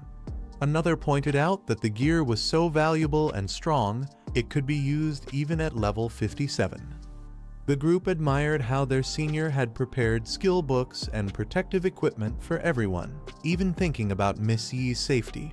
Grateful, they reminded Little Fan to properly thank her on everyone's behalf. Overwhelmed with joy, the girl raised a glowing sword high, shouting in delight that it was her very first legendary weapon. The brilliance of the blade marked a new step forward for her. One girl held a radiant staff in awe, stunned that it was far more valuable than anything her wealthy father could ever buy. She admitted she couldn't believe such a treasure was now hers. Another girl admired her weapon, explaining that the enchantment effects alone were something she could never have afforded on her own. With gratitude, she thanked her senior sincerely. The group's excitement grew as they tested their new gear. They encouraged each other to perform well in the upcoming exam, thrilled that their stats had skyrocketed, with some even doubling in strength. Amidst the celebration, they reminded Lu Fan to properly invite their senior as a guest, so they could thank her personally for her generosity. Lu Fan agreed, knowing they couldn't afford to seem ungrateful. Lu Fan explained that certain family matters would take about a month to resolve, smiling as he reassured the group. Suddenly, a knock at the door interrupted the conversation. Someone called out that a visitor had arrived. The girls speculated that the evening's events would soon be over, leaving them wondering who it could be. Lu Fan stepped forward to answer the door, meeting an older man in a black suit and sunglasses. He cautiously asked the stranger who he was. The man removed his glasses with a respectful gesture and formally asked if he was speaking to Mr. Lu Fan. The older man stepped forward respectfully and introduced himself as Morozov, a representative from the Snow Country. He explained that young Master Andre had entrusted him with overseeing the renovation project for Lu Fan's territory, making his purpose for the visit clear. Andre moved faster than expected. In a short time, he brought the famous Snow Country designer, Morozov, and asked for the construction blueprints for his island. The blueprints revealed something unexpected. Epic-grade Shadow Demon crystal cannons were deployed around the island. Their firing range covered both the entire island and its surroundings, strong enough to eliminate even a 4th rank advancement master. What was planned as a resort island had now been transformed into a heavily fortified war fortress. Surprisingly, this drastic change didn't seem bad, it was a useful upgrade. Morozov also promised to complete a teleportation formation linking Dragon Capital Academy's dungeon hall to Shadow Island within 3 days. That deadline coincided with the beginning of the final exam. Tao Xiaoman and the others volunteered for the task. They made a deal unless they encountered an exceptionally strong opponent, he would not intervene. Confident in their training, they told him to leave the fight to them. During the exam, unless a formidable enemy appeared, there would be no need for him to act. He accepted their decision with a smile, saying he was fine with being idle and letting them handle things. To give his team a final boost before the exam, he activated a special skill that temporarily enhanced their abilities and reduced their resistance. He took the group for training, giving them a chance to fight and level up. Tao Xiaoman's strength improved significantly, reaching level 38. Qin Qiu advanced further, achieving level 39. Han Qi also made progress, breaking through to level 30. Jianing's training paid off, allowing her to break through and reach level 40. Lu Fan's progress was even greater, his level soaring up to 50. 3 days later, the scene shifted to Dragon Capital Academy's Grand Arena, where the final exam was about to begin. One student drew a card with the number 8, wondering aloud who their opponent would be. The team stood together with confidence, declaring that they would defeat whoever appeared as their opponent. As Lu Fan walked forward, his presence drew attention and admiration. A nervous student approached, asking if he could take a photo with Lu Fan. Excited, he explained that he had watched Lu Fan's trial of the nation live stream and thought it was incredible, proudly declaring himself as a fan. Lu Fan agreed with a smile, allowing the student to take a photo with him. The student happily snapped the picture, thrilled to stand beside him. However, the mood quickly shifted when the student nervously admitted that his team had drawn number 8, making them Lu Fan's opponents. Overwhelmed, he panicked and immediately forfeited, running away while the others looked on in surprise. Tao Xiaoman reminded him that the exam wasn't only about rank, but also about combat performance. Running away would only result in a makeup exam. The nervous student admitted he knew, but argued that even if 50 or 500 of them faced Lu Fan's team, they wouldn't last a single hit. Tao Xiaoman reassured him, promising not to let the fight end instantly and guaranteeing he'd still have a chance to perform. Despite his hesitation, the student joined his team on the field, preparing to face the overwhelming challenge. Tao Xiaoman cut off the hesitation, telling them to stop wasting time. The opposing team charged forward with determination, declaring the start of the battle. Qin Qiu rallied her team, urging everyone to join the fight, and they responded with confidence. As the clash began, Yudo Rinai swiftly moved into action, casting a spell to trap their opponents. The opponents were caught inside a powerful holy light barrier, leaving them trapped with no escape. Tao Xiaoman charged in, mocking them for missing their only chance to strike. She unleashed a devastating water attribute attack, overwhelming the trapped enemies from all directions. With their defenses shattered, Qin Qiu stepped forward and declared the fight over, ending the battle. With dazzling magic, Yudo Rinai unleashed a holy light ability that devastated all enemies within range. Spectators were left stunned, unable to understand what had just happened. Some complained they had only looked away for a second, yet the battle was already over. The crowd marveled at the instant victory, shocked that 2 girls on Lu Fan's team could overpower so many opponents so easily. Lu Fan admitted he hadn't expected everyone to become so strong, while others credited Jianing's guidance. Jianing humbly responded that the credit belonged to the whole team, the result of their persistent training. Elsewhere, a group of students eagerly suggested forming a permanent team, showing their excitement. They admired Brother Meng's strength, declaring him their role model and vowing to follow in his footsteps after graduation. Brother Meng told his followers that if they could defeat Lu Fan in the finals, he would personally recommend them for the blood-clad army. Others praised Lu Fan's team, amazed that the 2 girls had managed a clean 1 on 5 sweep. Some even joked that Lu Fan could win the competition without lifting a finger. On the battlefield, Tao Xiaoman and Qin Qiu unleashed another powerful combined attack, drawing admiration from the crowd. Brother Meng's expression hardened as he watched, realizing just how formidable Lu Fan's team truly was. Lu Fan stood calmly, drawing the attention of his rival. Brother Meng scoffed, calling Lu Fan's success nothing but luck, claiming he only rose in fame because of his dragon. He clenched his fist, declaring that a true expert was forged through countless battles, in a mountain of corpses and a sea of blood. With determination burning in his eyes, Brother Meng vowed to personally tear away the glory surrounding Lu Fan. The stadium was alive with thunderous cheers as the crowd surged with excitement, waving their fists and shouting over one another. Everyone rushed to place their bets, choosing between Lu Fan and Mang Jia, two names that had dominated every discussion leading up to this final exam. Many in the stands placed their faith in Lu Fan, calling him God Lu, remembering how he had completely crushed the secret realm of the nation. To them, a man who had conquered something so dangerous couldn't possibly falter in a mere exam. But not everyone was so certain. Another voice reminded the crowd of the leaked video from just yesterday, a video that spread like wildfire. In that footage, Mang Jia had gone head-to-head with a tough third advancement master. The scene left viewers stunned.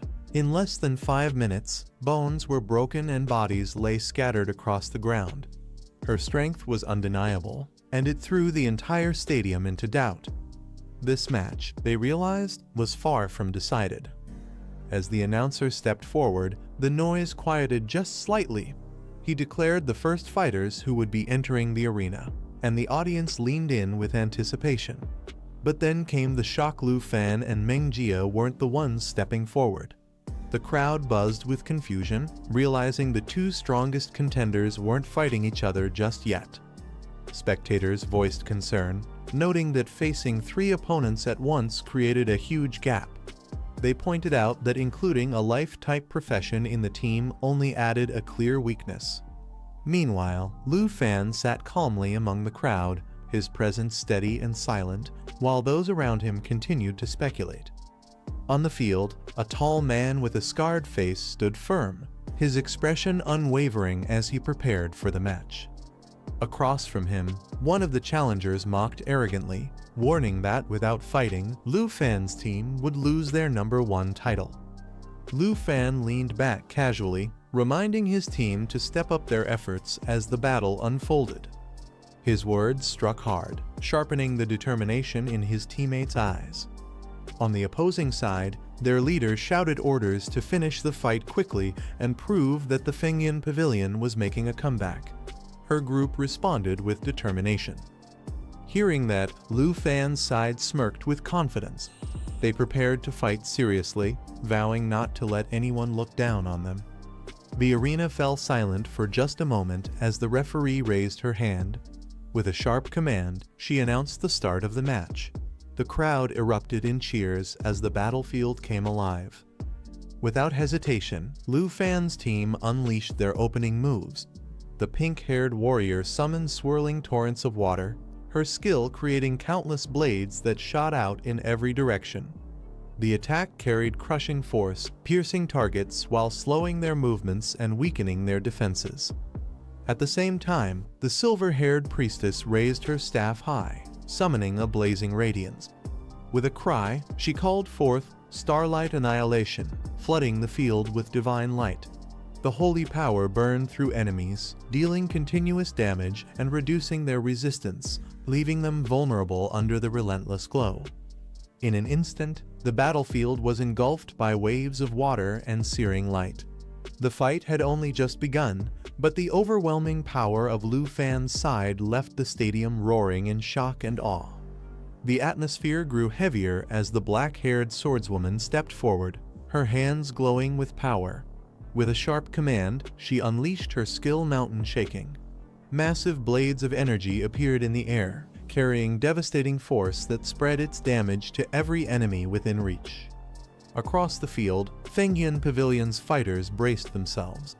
Their leader shouted for them to prepare, rallying the group as they surged forward with weapons drawn and magic blazing. The clash erupted instantly. Waves of power collided mid-air, water, light, and steel crashing against the incoming assault.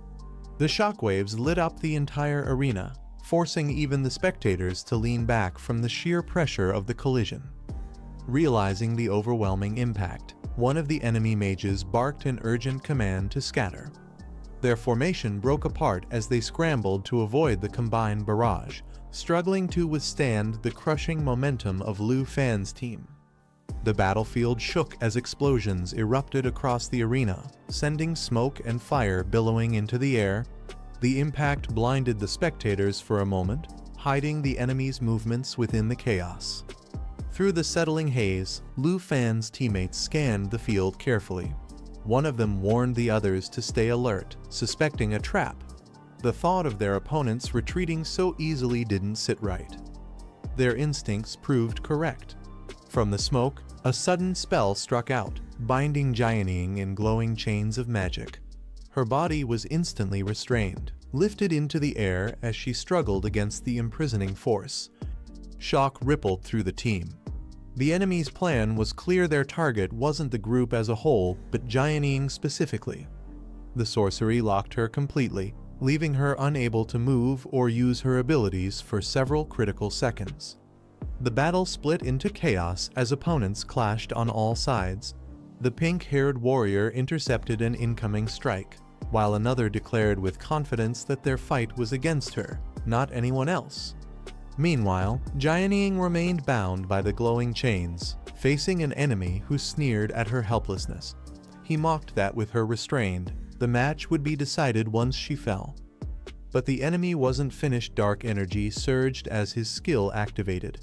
In an instant, his body split into countless shadowy clones, each one preparing to strike with high-speed slashes aimed at her defense.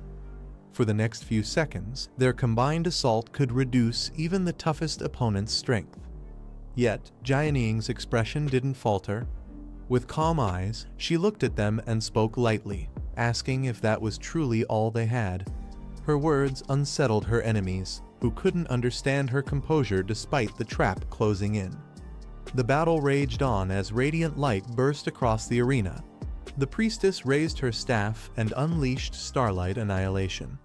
Holy flames engulfed the field, burning enemies with continuous light damage while stripping away their resistance. The brilliance forced several opponents onto the defensive, their movements slowed by the overwhelming force. At the same time, the pink-haired warrior struck with her blade, casting water prison. 4 chains of water lashed out, binding one of the enemy fighters. He struggled, cursing under his breath as the chains tightened, locking him in place. His speed and strength were suppressed, leaving him unable to break free. Watching from the sidelines, one of the enemy leaders clenched his fists in disbelief. Their team was being pushed back, suppressed under the relentless assault. Meanwhile, Ning remained bound by glowing chains, her expression calm and unreadable. The timer ticked down, only 3 seconds left before her imprisonment would end. One of the enemy fighters charged forward, declaring he would take Ning down first. With her still bound in glowing chains, he believed victory was already within reach. But suddenly, a surge of power burst from her weapon. The sword split into countless blades, myriad flowers. Each fragment carried destructive force, raining down like a storm of golden steel. The countdown ticked closer. Only 2 seconds of imprisonment remained. Caught off guard, the enemy panicked as the storm of swords bore down on him. His desperate cries echoed as the blades closed in, shredding through his defenses. From the sidelines, another enemy watched in shock. His eyes widened as he shouted in disbelief. How could Ning, still trapped under the imprisonment lock, possibly activate such a powerful skill? The countdown ticked away. 1 second left on Ning's imprisonment. Her opponent lunged, blade flashing as he prepared to finish her off before the chains disappeared. But in the very next instant, the timer hit 0. The lock shattered, and Ning was freed. Her opponent's strike cut only through the air, his attack thrown off balance as her calm figure stood unshaken. From the stands, Lu Fan observed quietly, his eyes sharp as ever. He explained to the woman beside him that the enemy had miscalculated. Ning never relied on active skills, she used her weapon's unique effects instead. That was why the imprisonment lock had failed to restrain her power. Unbothered by the chaos of the fight, Lu Fan leaned back on the picnic mat, his tone relaxed. The woman beside him smiled gently, offering him a glass of juice she had prepared with his favorite fruits, a quiet contrast to the roaring stadium around them. From the stands, one of the older warriors scowled, scoffing at the battle below. To him, the fight was nothing but trash, a display unworthy of true warriors. But down on the field, everything shifted. The glowing chains that bound Ning cracked apart and shattered into fragments of light. Slowly, she rose from the ground, her figure calm yet commanding. With each step forward, the aura around her grew heavier. The chains that had once imprisoned her now floated and dissolved, powerless against her presence. Her long black hair flowed as blades of energy gathered at her sides, their edge humming with lethal intent. Ning's eyes remained steady, carrying a quiet resolve that struck more fear into her enemies than any roar of rage ever could. One of the enemy fighters surged with dark energy, preparing his next move with blades in hand. He activated Shadow Strike, splitting into multiple phantom clones ready to launch high-speed attacks. The clones surrounded Ning from all sides, blades aimed to tear through her defenses. But Ning remained calm, dismissing their efforts with a single cold word, calling it futile. The arena shakes as a burst of icy energy explodes outward, freezing multiple enemies at once. The cold spreads rapidly, locking them in place and reducing their speed. From the stands, a woman calmly observes the scene as the frost engulfs the battleground, trapping the fighter who struggles inside the thick layer of ice. The system reveals the weapon, Frigid Winter Sword, an excellent quality blade with a special effect that inflicts ice elemental damage and lowers the target's movement speed by 30%. At the center, the armored girl channels immense power through her sword.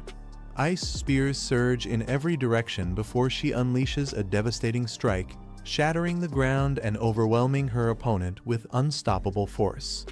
The crowd erupts in shock, pointing at the arena. They exclaim how strong Ning's side is, while noting in disbelief that Lu Fan still hasn't made a single move. Another fighter yells in frustration, questioning why Lu Fan remains motionless and hasn't stepped in yet. Amidst the chaos, Lu Fan sits calmly on the ground, his posture relaxed as if completely unfazed by the battle raging around him. A close-up reveals his confident smile, eyes sharp with quiet assurance, showing he has everything under control. A heavily armored man steps forward with a fierce glare, his strength radiating as he prepares to strike. Lu Fan rises with a calm smile, remarking that he can't just sit still any longer. The man roars for others to move aside, forcing his way through with raw power. The system identifies him as Mang Jia, level 40, Berserk Bloodwolf Swordsman Roman II, Blood-clad Army 3rd Order. Meanwhile, a woman offers Lu Fan something to eat, but he declines, saying he'll buy groceries with her later. He adds with a faint smile that they'll all share a good meal tonight once the assessment is over. The woman smiles warmly at Lu Fan, reminding him she has always taken care of him. He reassures her with a grin, saying tonight will be a victory feast. The spectators grow excited as Lu Fan finally stands up, wondering if he's about to make his move.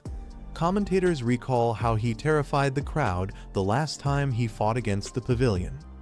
Meanwhile, the armored opponent scoffs at Lu Fan's calmness, calling him arrogant as he charges forward with deadly intent. With a roar, he swings his massive weapon, demanding that the Dragon Tamer come out and face him head-on. Ning steps forward, revealed as a level 40 sword dancer.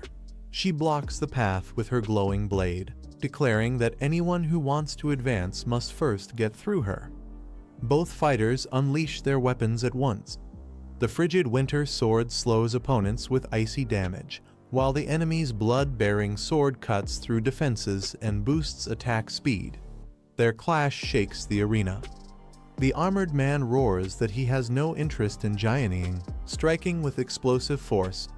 His army breaker greatsword sends out destructive waves, crushing anything in its range. Another challenger joins in, wielding the Inferno Sunblade. Flames erupt around her as the weapon's power channels searing fire damage before returning to its wielder, intensifying the chaotic battle.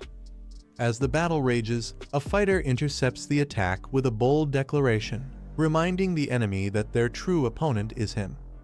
The armored man sneers, dismissing the challenger as unworthy. He clashes fiercely, testing the strength of his opponents.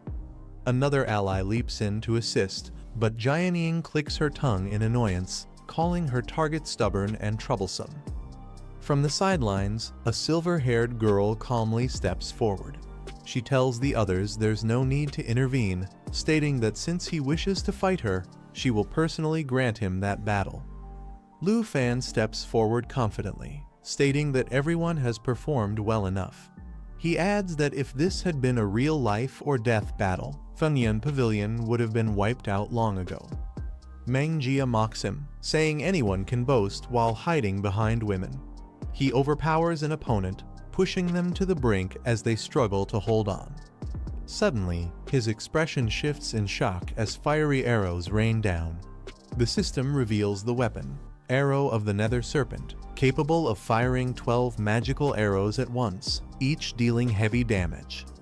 Lu Fan, now wielding the bow, commands his allies Jianing and Taozi to fall back and protect Anti with Qin Qiu, showing he is ready to take control of the battlefield himself. Mang Jia smirks and tells Zhang Fengyin's group to fall back as well, warning he won't be responsible for any friendly fire once he gets serious. Spectators murmur in anticipation, wondering if Lu Fan is about to summon a dragon. Others argue that even then, Mang Jia might not necessarily lose. Mang Jia lifts his weapon high, his body surging with energy. He declares that he is someone who survived the war against the beast tides. With a fierce strike, he launches himself toward Lu Fan, proclaiming himself a true warrior as his attack crashes down. Lu Fan activates his skill, summoning fiery energy as the system identifies it as Dragon Origin Mode, Blaze Dragon Roman 2. The flames surge forward like a dragon's breath, crashing into Mang Jia and forcing him back with overwhelming heat. Mang Jia grits his teeth, barely holding against the scorching waves of fire as the clash intensifies. Frustrated, he shouts at Lu Fan, demanding why a dragon tamer isn't summoning his dragon pets to fight instead. Lu Fan stands surrounded by blazing flames, asking his opponent if he truly wants to see a dragon. With a calm expression, he adds that before that happens, his enemy will first have to land a real hit on him. Mang Jia grits his teeth in frustration, his body straining as his rage builds. He lets out a thunderous roar, his body transforming into a monstrous, red glowing beast form as raw power bursts outward. Mang Jia's body twists as he fully unleashes his werewolf form, shocking the crowd. His allies cheer, while Lu Fan watches calmly. The system reveals the transformation, werewolf metamorphosis, granting immense power and regeneration, but leaving the user reckless and vulnerable if not controlled. Mang Jia roars that he'll tear Lu Fan to shreds. Lu Fan clashes with him head-on, noting that Mang Jia had been hiding his true strength all along. Their strikes shake the arena with violent force. A red dragon spirit hovers above as Lu Fan fires a volley of magical arrows from the Arrow of the Nether Serpent, piercing into Mang Jia's transformed body with devastating accuracy. Mang Jia, in his full werewolf form, glares fiercely with glowing red eyes. His breath grows heavy, each growl echoing across the arena. The beastly aura around him intensifies, shaking the ground beneath his feet. With a savage snarl, he prepares to launch his next ferocious attack. At the Dragon Capital Academy arena, the boy's body surged with power as he roared that he would tear his opponent apart. His energy flared violently, signaling the start of a dangerous transformation. Observers noticed the rage consuming him, warning that his draconic bloodline was forcing him to lose his sanity. In this berserk form, he could no longer distinguish friend from foe. The system began charging, marking the first second of his transformation. With wings blazing and fire enveloping him, he clashed fiercely with the monstrous beast. The creature roared and struck back, their battle shaking the ground as power exploded between them. The system counted into the second charge as he kept pressing forward. Yet the warning grew louder: if he continued in this draconic form, he would completely lose himself and turn into a mindless beast that killed on sight. The berserk fighter's attack smashed his opponent to the ground, leaving him bloodied and helpless. Even in his battered state, the victim cried out for the rampage to stop, but the strikes only grew fiercer. Nearby students panicked, calling for help as protective barriers were raised in desperation. They shouted apologies and begged for stronger figures like the instructors and leaders to intervene before things spiraled further. The crowd erupted in fear, realizing that the berserk boy had lost all sense of control and was even attacking his own people. Some screamed that they had to escape, while others questioned why the teachers had not stepped in yet, worried that Zhang Fang would be beaten to death. From the stands, a woman urgently pleaded with the vice principal to halt the fight, pointing out that the boy had completely lost control. The vice principal remained tense, noting in shock that despite everything, Lu Fan was still making his move. As the berserk transformation worsened, another fighter stepped forward, declaring that this was the only way to stop him before he fully turned into a beast. The system displayed 3 seconds charged, the tension rising with each moment. With determination, he clashed directly against the rampaging foe, shouting that he would be the one to end this madness. Their blades and powers collided violently, shaking the arena. Unleashing a powerful skill, he activated dragon language replication, leaping thunder. Lightning crackled around him, charging the atmosphere as the ability prepared to strike.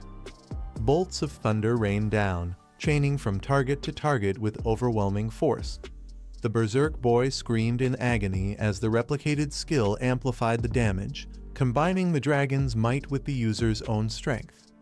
The berserk fighter coughed violently, crying out in pain as lightning tore through his body. Desperate, he begged for mercy while the devastating attack continued to surge around him. The replicated thunder skill chained relentlessly, striking one target after another. The power grew stronger with each jump, spreading chaos as more screams filled the arena. Those caught in the attack writhed in agony, unable to resist the overwhelming force. Panic erupted among the crowd as they realized the blast could spread into the audience. People rushed to escape, shouting that both fighters were insane for unleashing such dangerous power. From the stands, the vice principal and others demanded Lu Fan stop immediately, fearing he intended to kill. Amid the crackling destruction, Lu Fan calmly walked forward, lightning still surrounding him. He reassured the vice principal not to be nervous, explaining that he wasn't after their lives, his words carrying a chilling certainty.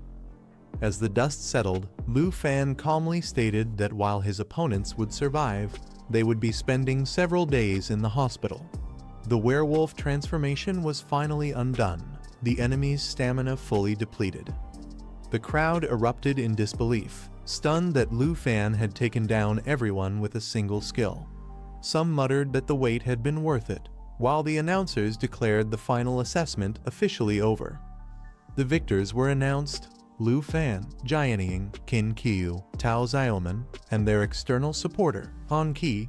Excited voices called out, praising Lu Fan's incredible performance, while his companions asked if he was tired and urged him to prepare for the victory feast. As the celebrations began, Lu Fan quietly turned away, his calm demeanor drawing attention once more. Someone watching closely called out softly, surprised, "Little Fan?" Lu Fan revealed a new summon, a dragon girl who appeared with radiant energy. Her sudden presence stunned the audience, drawing gasps and admiration. The crowd erupted in chatter, some amazed at her cuteness and others doubting the bond, saying the colors didn't even match. Many admired her, with some joking about wanting to hug her. while others recalled Lu Fan's past battles and marveled that someone could truly tame such beings. His opponent struggled to rise, staring in disbelief at the dragon girl by Lu Fan's side. Shocked, he demanded to know if this was really his dragon and questioned what Lu Fan was planning to do. Instead of panicking, the man tried to reason with him.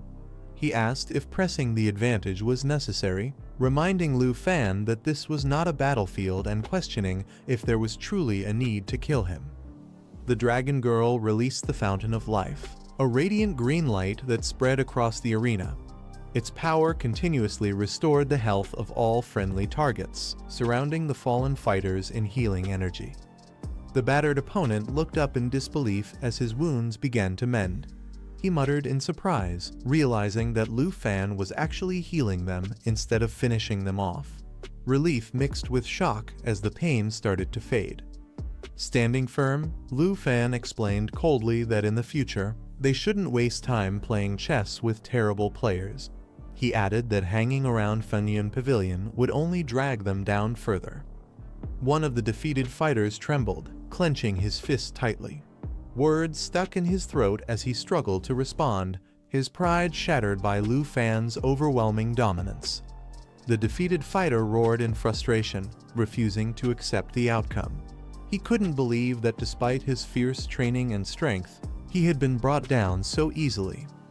Crying out, he proclaimed that he was the fastest in the blood-clad army and had even been promoted to the Third Order.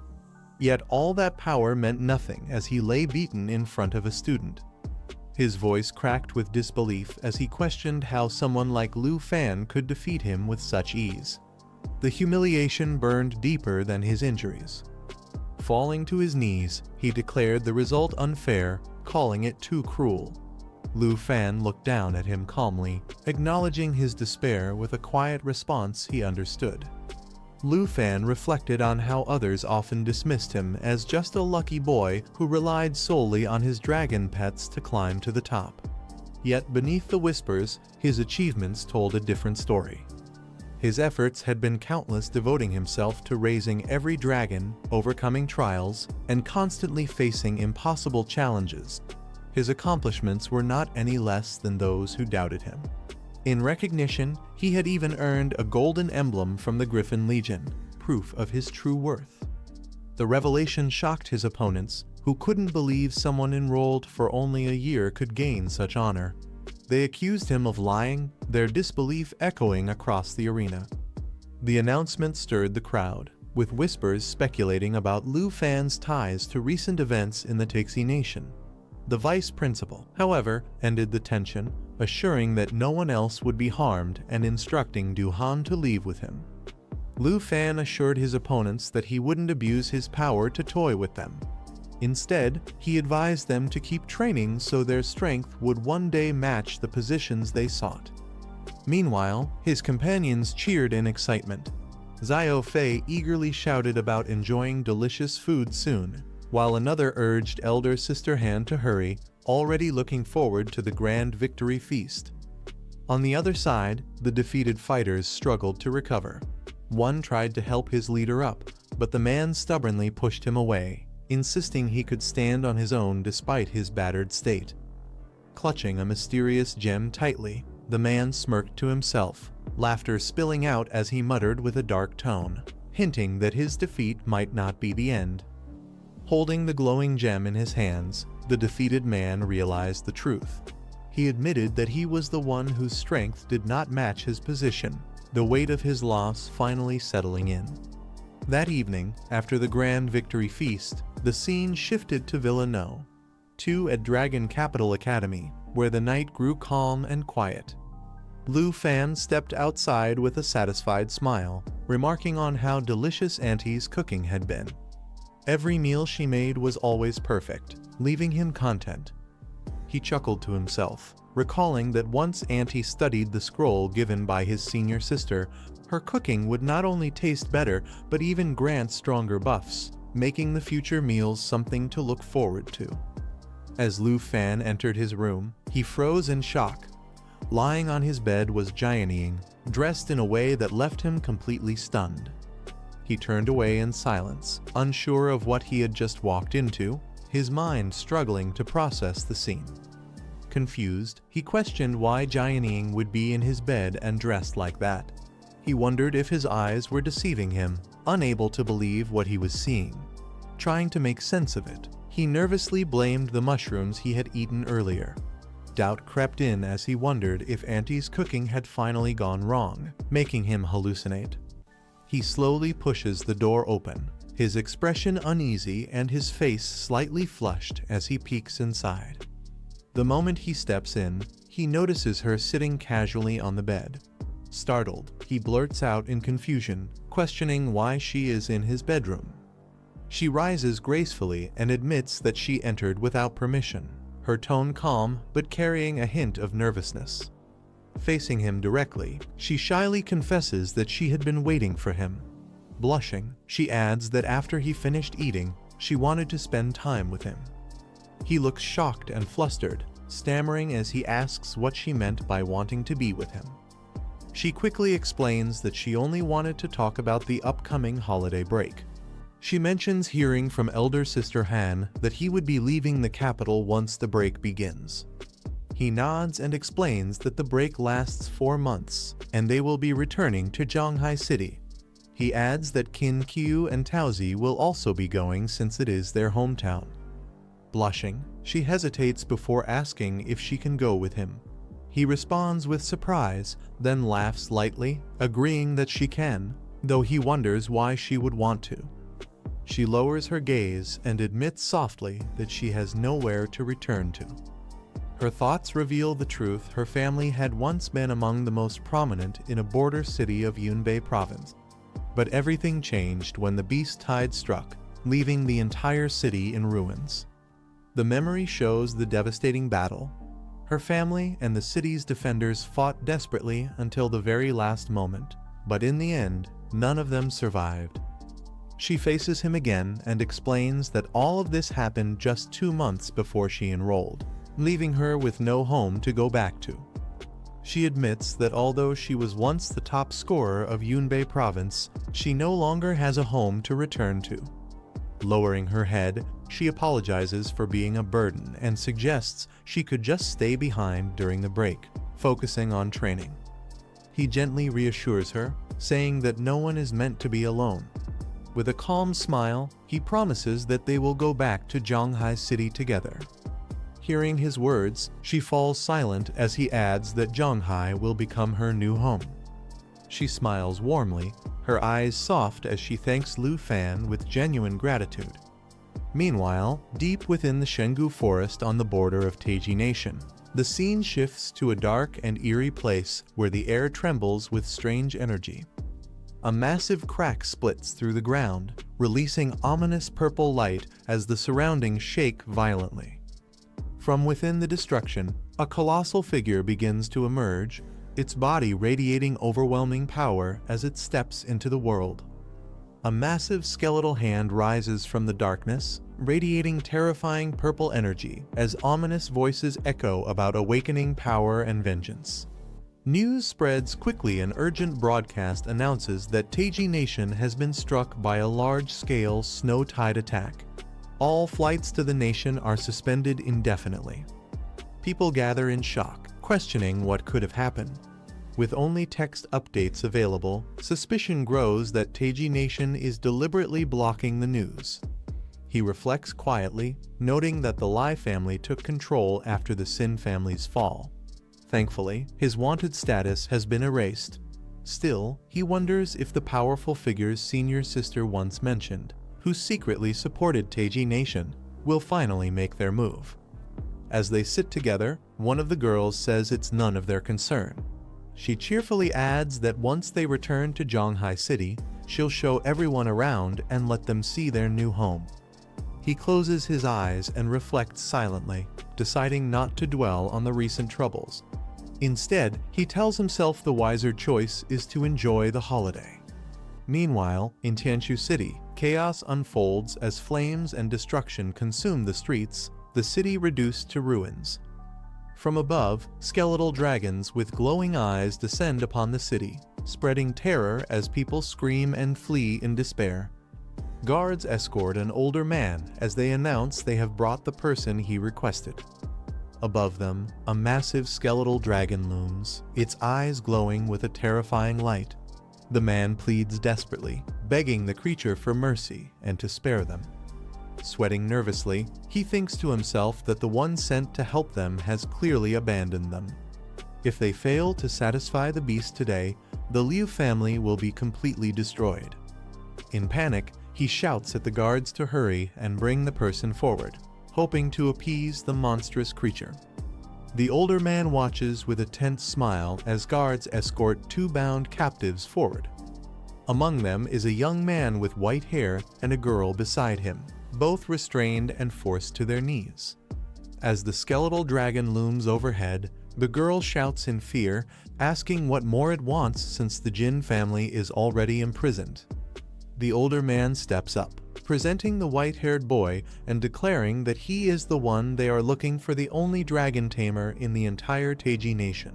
Shocked, the boy realizes they are seeking a dragon tamer and wonders why. The skeletal dragon towers menacingly, its crimson eyes locking onto the white-haired boy. He freezes, unable to move, admitting to himself that he can't even muster the will to resist. Determined, he gathers his thoughts and realizes he must escape. He watches carefully, waiting for the right moment to make his move. His eyes sharpen with resolve.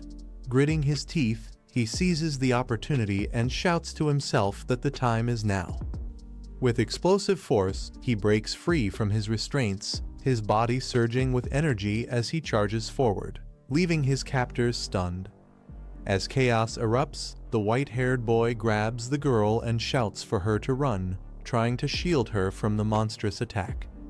The skeletal beast strikes with overwhelming force, its energy blasting through everything in its path. The boy pushes forward with determination, his body glowing with power as he tries to break free from the encroaching destruction. The girl is thrown off balance, her eyes wide with fear as she reaches out, terrified by the sudden surge of power surrounding them. The ground shakes violently, sending guards and the older man stumbling back in fear as the dragon's power surges. The skeletal dragon glares down, declaring that the captive before it is nothing more than a lowly sub-dragon species, unworthy of being called a true dragon. With a violent strike, its tail pierces the ground, blood splattering as it rejects the offering, claiming this is not the one it seeks. Rising above the destruction, the dragon roars in fury, vowing that the true person it searches for must appear, or the entire area will be annihilated. Amidst the chaos, the guards panic and shout that they are retreating, dragging Lord Liu away from the collapsing battlefield. On the ground, the white-haired boy struggles to move, his body weak as he forces himself to rise despite the crushing pressure. The girl cries out his name, Chen Tian, her voice filled with desperation as she reaches toward him. Overhead, skeletal dragons descend with terrifying force. Gritting his teeth, Chen Tian yells for someone to get him out of there before it's too late. The white-haired boy looks up in frustration, questioning why, even though both he and another are dragon tamers, he is the only one left broken in this state. His anger burns as he calls himself useless, unable to accept his current weakness compared to the other. He grits his teeth, his thoughts circling back to the one person who always seems to overshadow him. With a heavy voice, he mutters in disbelief, wondering if it could really be him again, Lu Fan. The girl freezes in place as the monstrous beast lunges forward with its gaping jaws. She clenches her fists tightly, bracing for impact, but the overwhelming pressure makes her body tremble. Nearby, another person notices the sudden shift. Sweat rolls down their face as they squint in confusion, clearly sensing something unusual happening. In the next moment, a violent burst of purple energy erupts. The power surges wildly, wrapping around the figure who steps forward, unleashing a force strong enough to shake the ground. The massive creature roars in fury, its body igniting with dark flames. With a menacing glare, it spreads its claws wide, while the glowing figure confronts it without hesitation. The restrained man trembles, shouting desperately as he reveals a name: Lu Fan, a student of Dragon City Academy. He insists that at this time, Lu Fan should either be at school or at home. The monstrous figure listens with a sinister laugh, its burning eyes filled with malice. It acknowledges the information and orders to be taken directly to him. The man cries out in agony as the dark energy around him tightens, draining his strength further. Suddenly, he is hurled violently into the ground, crashing with a powerful impact that shatters the earth beneath him. The dark creature looms over the man, declaring that it will grant him the power of the ancient gods. The offer radiates with ominous energy. A voice warns him of the danger, showing the corpse of another who had once accepted such power. The warning is clear: acceptance means sharing the same fate. Despite the risk, the man clenches his fists and demands strength, willing to take any power necessary to kill his target. With determination burning in his eyes, he shouts his promise, vowing to use this power no matter the cost. The monstrous being forms a sphere of dark energy, sensing the man's hatred and desperation as proof of his resolve. The sphere is unleashed, surging toward him with overwhelming force, engulfing his entire body in a torrent of violet flames. The man screams in agony as the power tears into him, burning through his veins like fire. His eyes widen in shock, glowing faintly as the corrupt energy seeps deeper, changing him from within.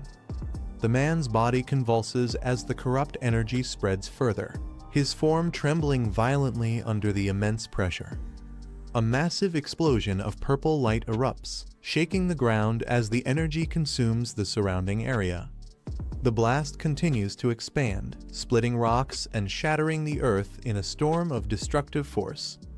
From within the blinding light, a new figure emerges, armored and engulfed in dark flames, roaring as its transformation is complete.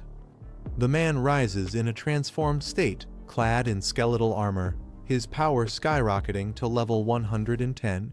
He realizes this strength is the gift of the ancient gods. The dark entity declares its control, warning that his life now depends on its will. If he fails to find the one it seeks, his death will come as easily as a flick of its hand. With glowing eyes, the man kneels in gratitude, thanking the being for granting him new life. He swears loyalty and promises to lead it directly to Lu Fan.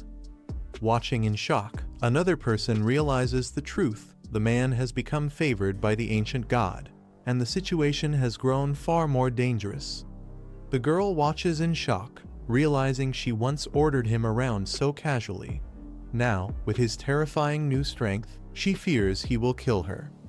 Dark energy surges around his body as the transformation completes, his voice echoing that from this day forward, everything has changed. Clad in skeletal armor, he declares himself the strongest in the world, vowing that no one will ever dare look down on him again. Another man approaches cautiously, demanding to know what he had said to the ancient god that led to this overwhelming transformation.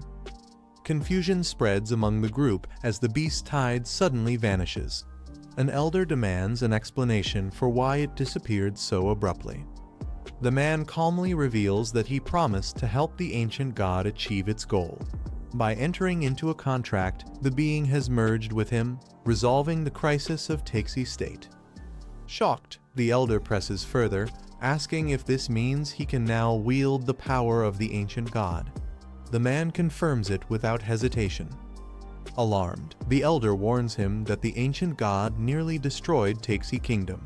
Since its power now resides in his body, he cannot be allowed to leave and must remain under watch. The young man confronts the elder head-on, questioning if he alone is worthy enough to stand in his way. Blue energy surges around him as he charges forward, declaring that it's time to settle their debt once and for all. The elder shouts angrily, calling him arrogant, but the young man doesn't falter and pushes through the counterattack. With unwavering resolve, he advances fearlessly, demanding to know who dares try and stop him now. A masked man steps forward, introducing himself as a member of the Tan family, claiming responsibility for assisting Lord Lu. His sudden appearance shocks those around him. Whispers spread in disbelief. The Tan family was thought to have vanished 100 years ago, yet it seems they have been hiding in the shadows, still pulling strings from the top. The masked man admits he is merely a mouthpiece for the Tan family. He tempts the young man with an offer to follow them and allow the family to study the power of the ancient gods in exchange for the throne of Taxi Kingdom. The young man scoffs at the proposal. Angered, the masked figure calls him ungrateful, warning that refusal comes with a price, and crimson energy begins to swirl menacingly around him. The masked man lunges with crimson energy, declaring that the power within his opponent will belong to the Tan family. However, his expression twists in shock as he is suddenly struck, blood spraying from his body. The young man counters with overwhelming force, piercing through the attack and lifting the masked figure into the air. Staggering, the masked man gasps in disbelief, unable to comprehend how he was defeated so easily. The elder looks on in disbelief as the masked warrior is struck down instantly, blood spilling from his body. The girl is shocked, realizing that a level 100 warrior was killed with a single blow. The young man glares coldly, mocking the Tan family's so-called strength. He calls them mere ants, unworthy of being labeled powerful. Holding the glowing energy in his palm, he marvels at the sensation, realizing how incredible it feels to truly possess such overwhelming power. Standing over the fallen bodies, the young man declares the Tan family finished, their people all dead. He then turns his fury toward the next target.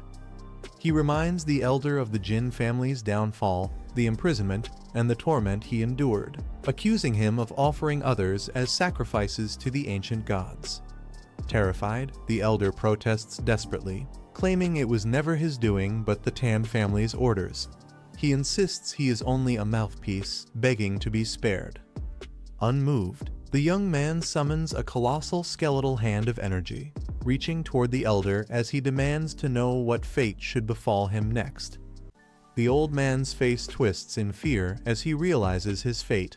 Trembling, he blurts out that without his involvement, Chen Tian would never have gained this power. Desperate to survive, he pleads for mercy, promising to never interfere again if only his life is spared. But Chen does not hesitate. His strike descends with unstoppable might, tearing through the ground as a surge of energy explodes outward. The scene shatters under his power, leaving no chance for escape.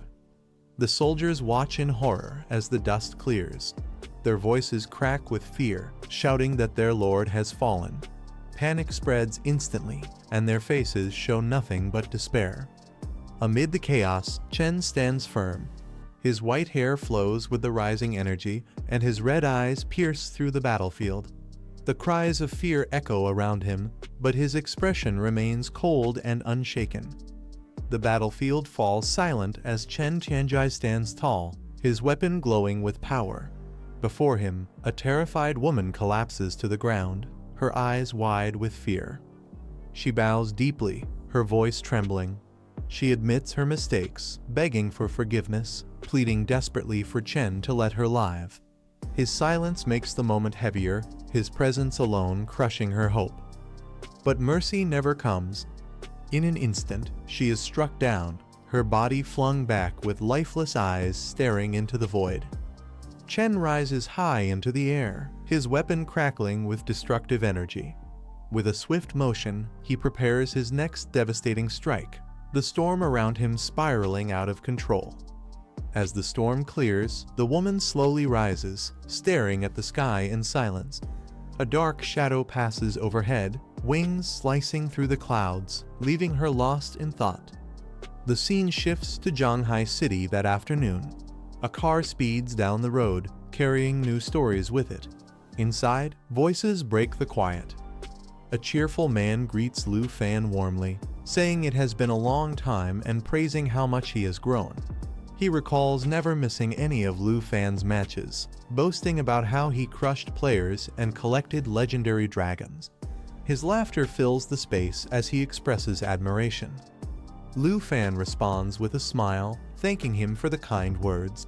He then adds that the first time he cleared a secret realm, it was this very man who led the team. Meeting him again feels like reconnecting with someone familiar. Two women share a lighthearted moment. One invites Ning to live with her in Zhongshan Garden, but another calmly reminds her that the place was only a prize and never truly their home. The mood shifts as another girl sighs. She admits she hasn't seen her parents in a long time, wondering if they miss her, while her companion scolds her playfully for being heartless, saying she even planned a feast to welcome her. Meanwhile, the car radio breaks the chatter with breaking news. The large-scale beast tide crisis in Taiki country has finally been declared settled. A somber note follows. Lord Liu died heroically, sacrificing himself to protect the people. Shock spreads through the group. One girl leans forward in disbelief, asking if it's really over. With a disappointed frown, she adds that she expected the beast tide to be catastrophic enough to destroy the country. Inside the car, a woman remarks that the rulers of Taiki country change too often, calling the land unlucky. Lu Fan gazes out the window, lost in thought. He wonders if he might have triggered some kind of curse. He reflects that even a wave of beasts could destroy a country, and Taiki wouldn't stand a chance. His expression sharpens as he recalls what his senior once said, that a powerful 5th-level expert was secretly hiding within Taiki. The car finally slows to a stop in front of the Qin family villa. The driver announces warmly that they have arrived home. Excitement fills the car as one of the girls exclaims she has spotted her father and Uncle Tao waiting ahead. Outside the villa, several figures stand warmly at the entrance, their smiles showing anticipation as they wait for the family's arrival. The girl rushes forward with tears of joy, calling out to her father. He opens his arms with a gentle smile, welcoming her back as his beloved daughter. Emotions overflow as he pats her head, remarking how much she has changed in just 6 months, almost to the point of being unrecognizable. She blushes, protesting playfully, while the family embraces in heartfelt reunion. At the villa entrance, Qin Shankai greets Lu Fan and Miss Han warmly, saying it's been a long time since they last met. With a polite smile, he apologizes for the trouble of arranging Mr. Qin's special car to pick them up. Qin Shankai brushes it off casually, calling it a minor matter. He then introduces Uncle Taoshan, the father of Taozi, standing proudly among the welcoming group. Uncle Tao is revealed to be the richest man in Janghai City, holding a monopoly over its properties and resources. Despite the praise, he laughs it off, insisting it's just an exaggeration, though his reputation speaks otherwise. Lu Fan steps forward respectfully, greeting Uncle Tao with a firm handshake. The older man smiles broadly, calling him a truly talented young man, while admiration fills the atmosphere. Uncle Tao shakes Lu Fan's hand, proudly saying he's heard how much care his daughter has received under his guidance. Embarrassed, the girl protests and begs her father to stop talking. Qin Shankai laughs, saying he never imagined Lu Fan could raise Xiaokyu to level 40, while Uncle Tao adds that he even helped his own daughter achieve a hidden class. They both express gratitude, calling it a great favor to their families. Lu Fan humbly replies that they flatter him, insisting they should simply help one another. Later, the girl pulls Lu Fan aside with a frown. She warns him not to think she always praises him in front of her father, claiming it was just a few casual remarks. Lu Fan only smiles and nods, telling her he understands. Watching from nearby, her parents comment softly that she is simply too concerned with his reputation, advising her not to be so blunt in the future. The playful tension draws surprised glances from those around. As the evening settles, Qin Shankai suggests it's time for everyone to rest after the long journey. He announces that tomorrow morning, he and Tao Shan will host a dinner for the whole family. Uncle Tao enthusiastically insists that Lu Fan must join them, saying his presence would be an honor. Smiling, Lu Fan assures them he'll definitely come. Lu Fan waves as he prepares to leave, calling out that they'll see each other tomorrow. The women beside him follow, while the others watch them depart. Before leaving, Qin Shankai turns to the steward and requests that they be escorted back to Zhongshan Garden. With a respectful nod, the steward agrees.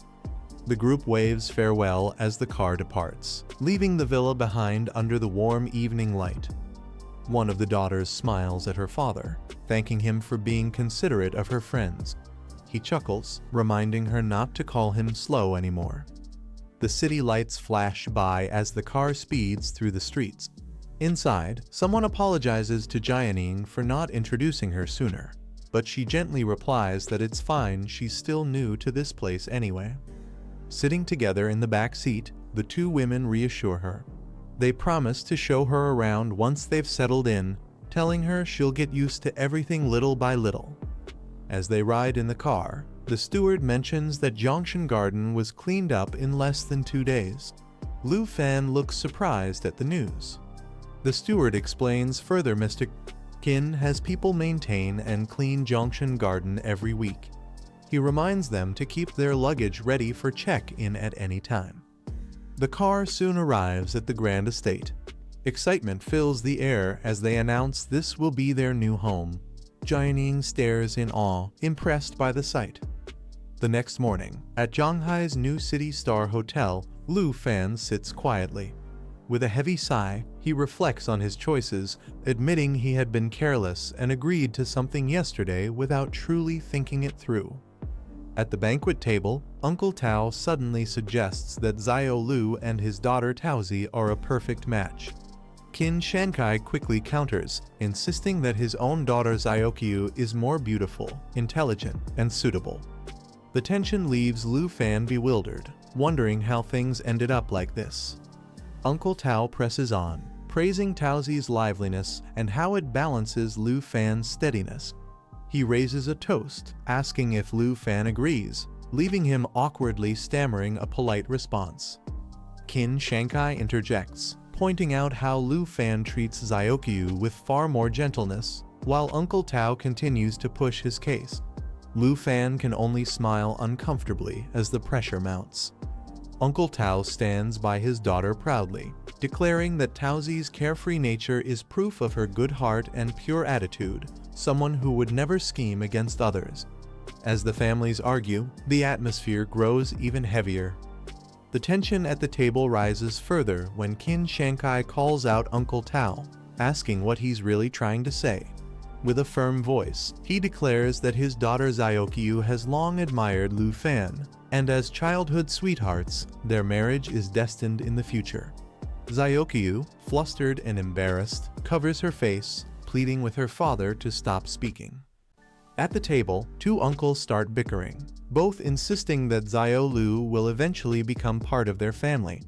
Their playful argument grows heated, and the young man quickly tries to ease the tension, asking them to calm down before it escalates further. On the other side, two women watch with amusement. One laughs warmly, saying how happy Xiao often must be, while the other hides a smile as she quietly serves food. Their relaxed demeanor contrasts sharply with the uncle's competitive banter. Amid the lively chatter, a hand sets down a bowl on the table, the simple motion cutting through the noise and drawing attention back to the meal. The atmosphere shifts, bringing a brief pause to the playful quarrel. The uncles, flushed from the drinks, lock eyes in silence. Both faces turn serious, their earlier laughter giving way to quiet rivalry, leaving the room heavy with unspoken tension. The elegant woman wipes her lips gently, drawing attention with her calm demeanor. A thought rises: this mysterious beauty, living with Jian Ying and Lu Fan, could she be a hidden competitor? Meanwhile, the two uncles realize the situation is more complicated than they expected. With so many rivals, they reluctantly agree to call a truce, knowing the competition is far from over. After the banquet, the group strolls through Zhongshan Garden. One of them asks Xiaofen to slow down, noticing his unusual hurry. They wonder if his pace is because of the comments made earlier at the table, teasing that he might actually be pleased. Embarrassed, Xiaofen brushes it off, asking them to drop the subject. Lu Fan is greeted by an unexpected voice. A classmate warmly says it has been a long time since they last met. To his surprise, it's Dean Bai and Teacher Lai. They joke that they were worried he might forget them, but quickly reassure each other that Lu Fan, the top student of No. 3 middle school, would never forget his roots. Back at Zhongshan Garden, Lu Fan's aunt welcomes them into the living room. He hadn't expected such important guests to visit, but he listens as they explain the reason for their arrival. Dean Bai speaks about the upcoming transfer ceremony, hoping that students from their school can inspire the younger generation. Though Lu Fan realizes they want him to serve as a symbol of pride, he agrees out of respect for the kindness they've always shown him. Lu Fan sets a condition: his upcoming speech must be brief, as he needs to focus on reaching level 60 and completing his third job within 2 months. The teachers are astonished, noting that most graduates only reach level 30. Lu Fan politely thanks them for their praise, but reminds them to keep his goal a secret. They reassure him with laughter, promising confidentiality. As they part ways, Lu Fan promises to see them again at school No. 3 in 3 days. None of them expected such determination from him, leaving a strong impression. The next morning, Lu Fan's phone vibrates, showing a call from Wang Tai. Still half asleep, Lu Fan answers.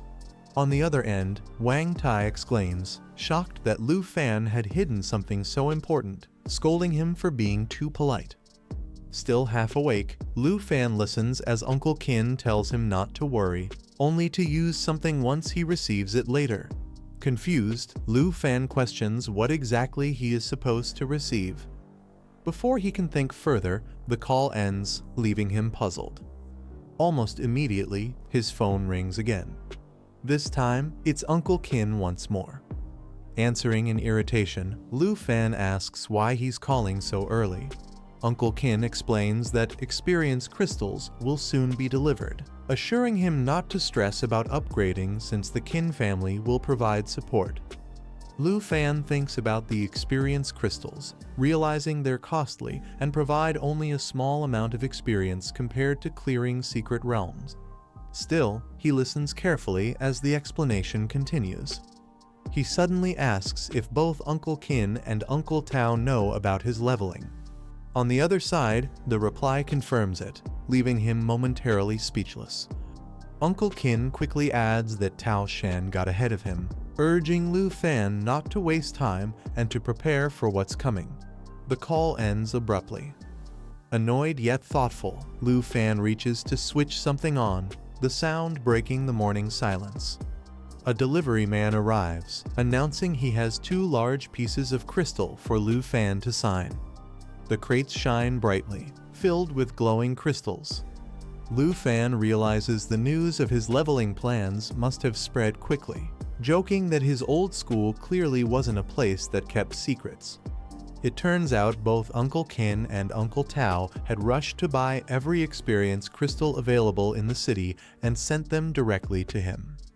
Although grateful, Lu Fan knows he cannot accept them for free. Aware that their generosity is tied to hopes of connecting him with their daughters, he instead gives back the Bahinia card, treating the crystals as if he had purchased them himself. In the following days, Lu Fan continuously used the experience crystals while his companions battled monsters, pushing their training further. At the same time, they returned to Shadow Island to clear the newly refreshed monsters. With every fight, Lu Fan's strength grew, his level climbing to 53. Finally, just before speech day, he absorbed the last of the crystals. Exhausted, he collapsed to the floor, realizing the massive stockpile had only pushed him halfway. His level had increased to 65. At school No. 3, excitement filled the air. Students whispered about a big guest speaker. When they discovered it was none other than Lu Fan, the Dragon Country's rising hero and legendary dragon tamer, the crowd erupted in anticipation. Dean Bai quiets the crowd, announcing that before the transfer ceremony begins, the school has invited distinguished alumni. He proudly introduces Lu Fan, their senior, who steps forward to deliver a speech as the students greet him with warm applause. Excitement spreads through the crowd. Students cheer in amazement, chanting "Dragon Tamer" as they celebrate his return. Meanwhile, in Janghai City, a silver-haired figure walks the streets, observing the city's atmosphere. He compares it to Kingshu, noting it lacks the prosperity of Dragon City. The silver-haired man asks if his target is really in the city. The skeletal being beside him replies that destroying everything will surely force the target to appear. A warning follows: if the man fails, he will be buried alongside the Ankylosaurus. Success will bring him power. Accepting this, the man promises to remember the risk. The skeletal entity, called Lord Godbone, grows even more intrigued by him. It commands him to answer one last question, to which the man humbly agrees. Godbone asks if he should spare the humans of this city or unleash destruction. Its chilling words echo the fate of the city depends on his choice. The silver-haired man shows no hesitation, declaring he doesn't care about casualties. Killing more people would only draw Lu Fan out faster. Godbone bursts into laughter, pleased with the response. With excitement, it commands that the slaughter begin. A terrifying aura fills the sky. Civilians panic, confused by the sudden heat and strange phenomenon, fleeing in fear as the air grows scorching. The silver-haired man steps forward coldly, dismissing everyone around him as nothing more than ants, ordering their deaths as chaos engulfs the city. A monstrous dragon's skull looms in the sky. The enemy declares that as long as he receives more power from Godbone, nothing else matters. Dark wings spread wide as he continues, saying it no longer makes a difference who stands against him. On the ground, terrified civilians recognize the threat. Someone shouts that it's Taki, the one who has betrayed Dragon Country. The declaration follows: whether dragon race or humans, all will be crushed under his wrath. A massive skeletal dragon emerges, towering over the city with terrifying might. Its chilling roar echoes as it declares its intent: whether Jinju or Lu Fan, one of them must face it.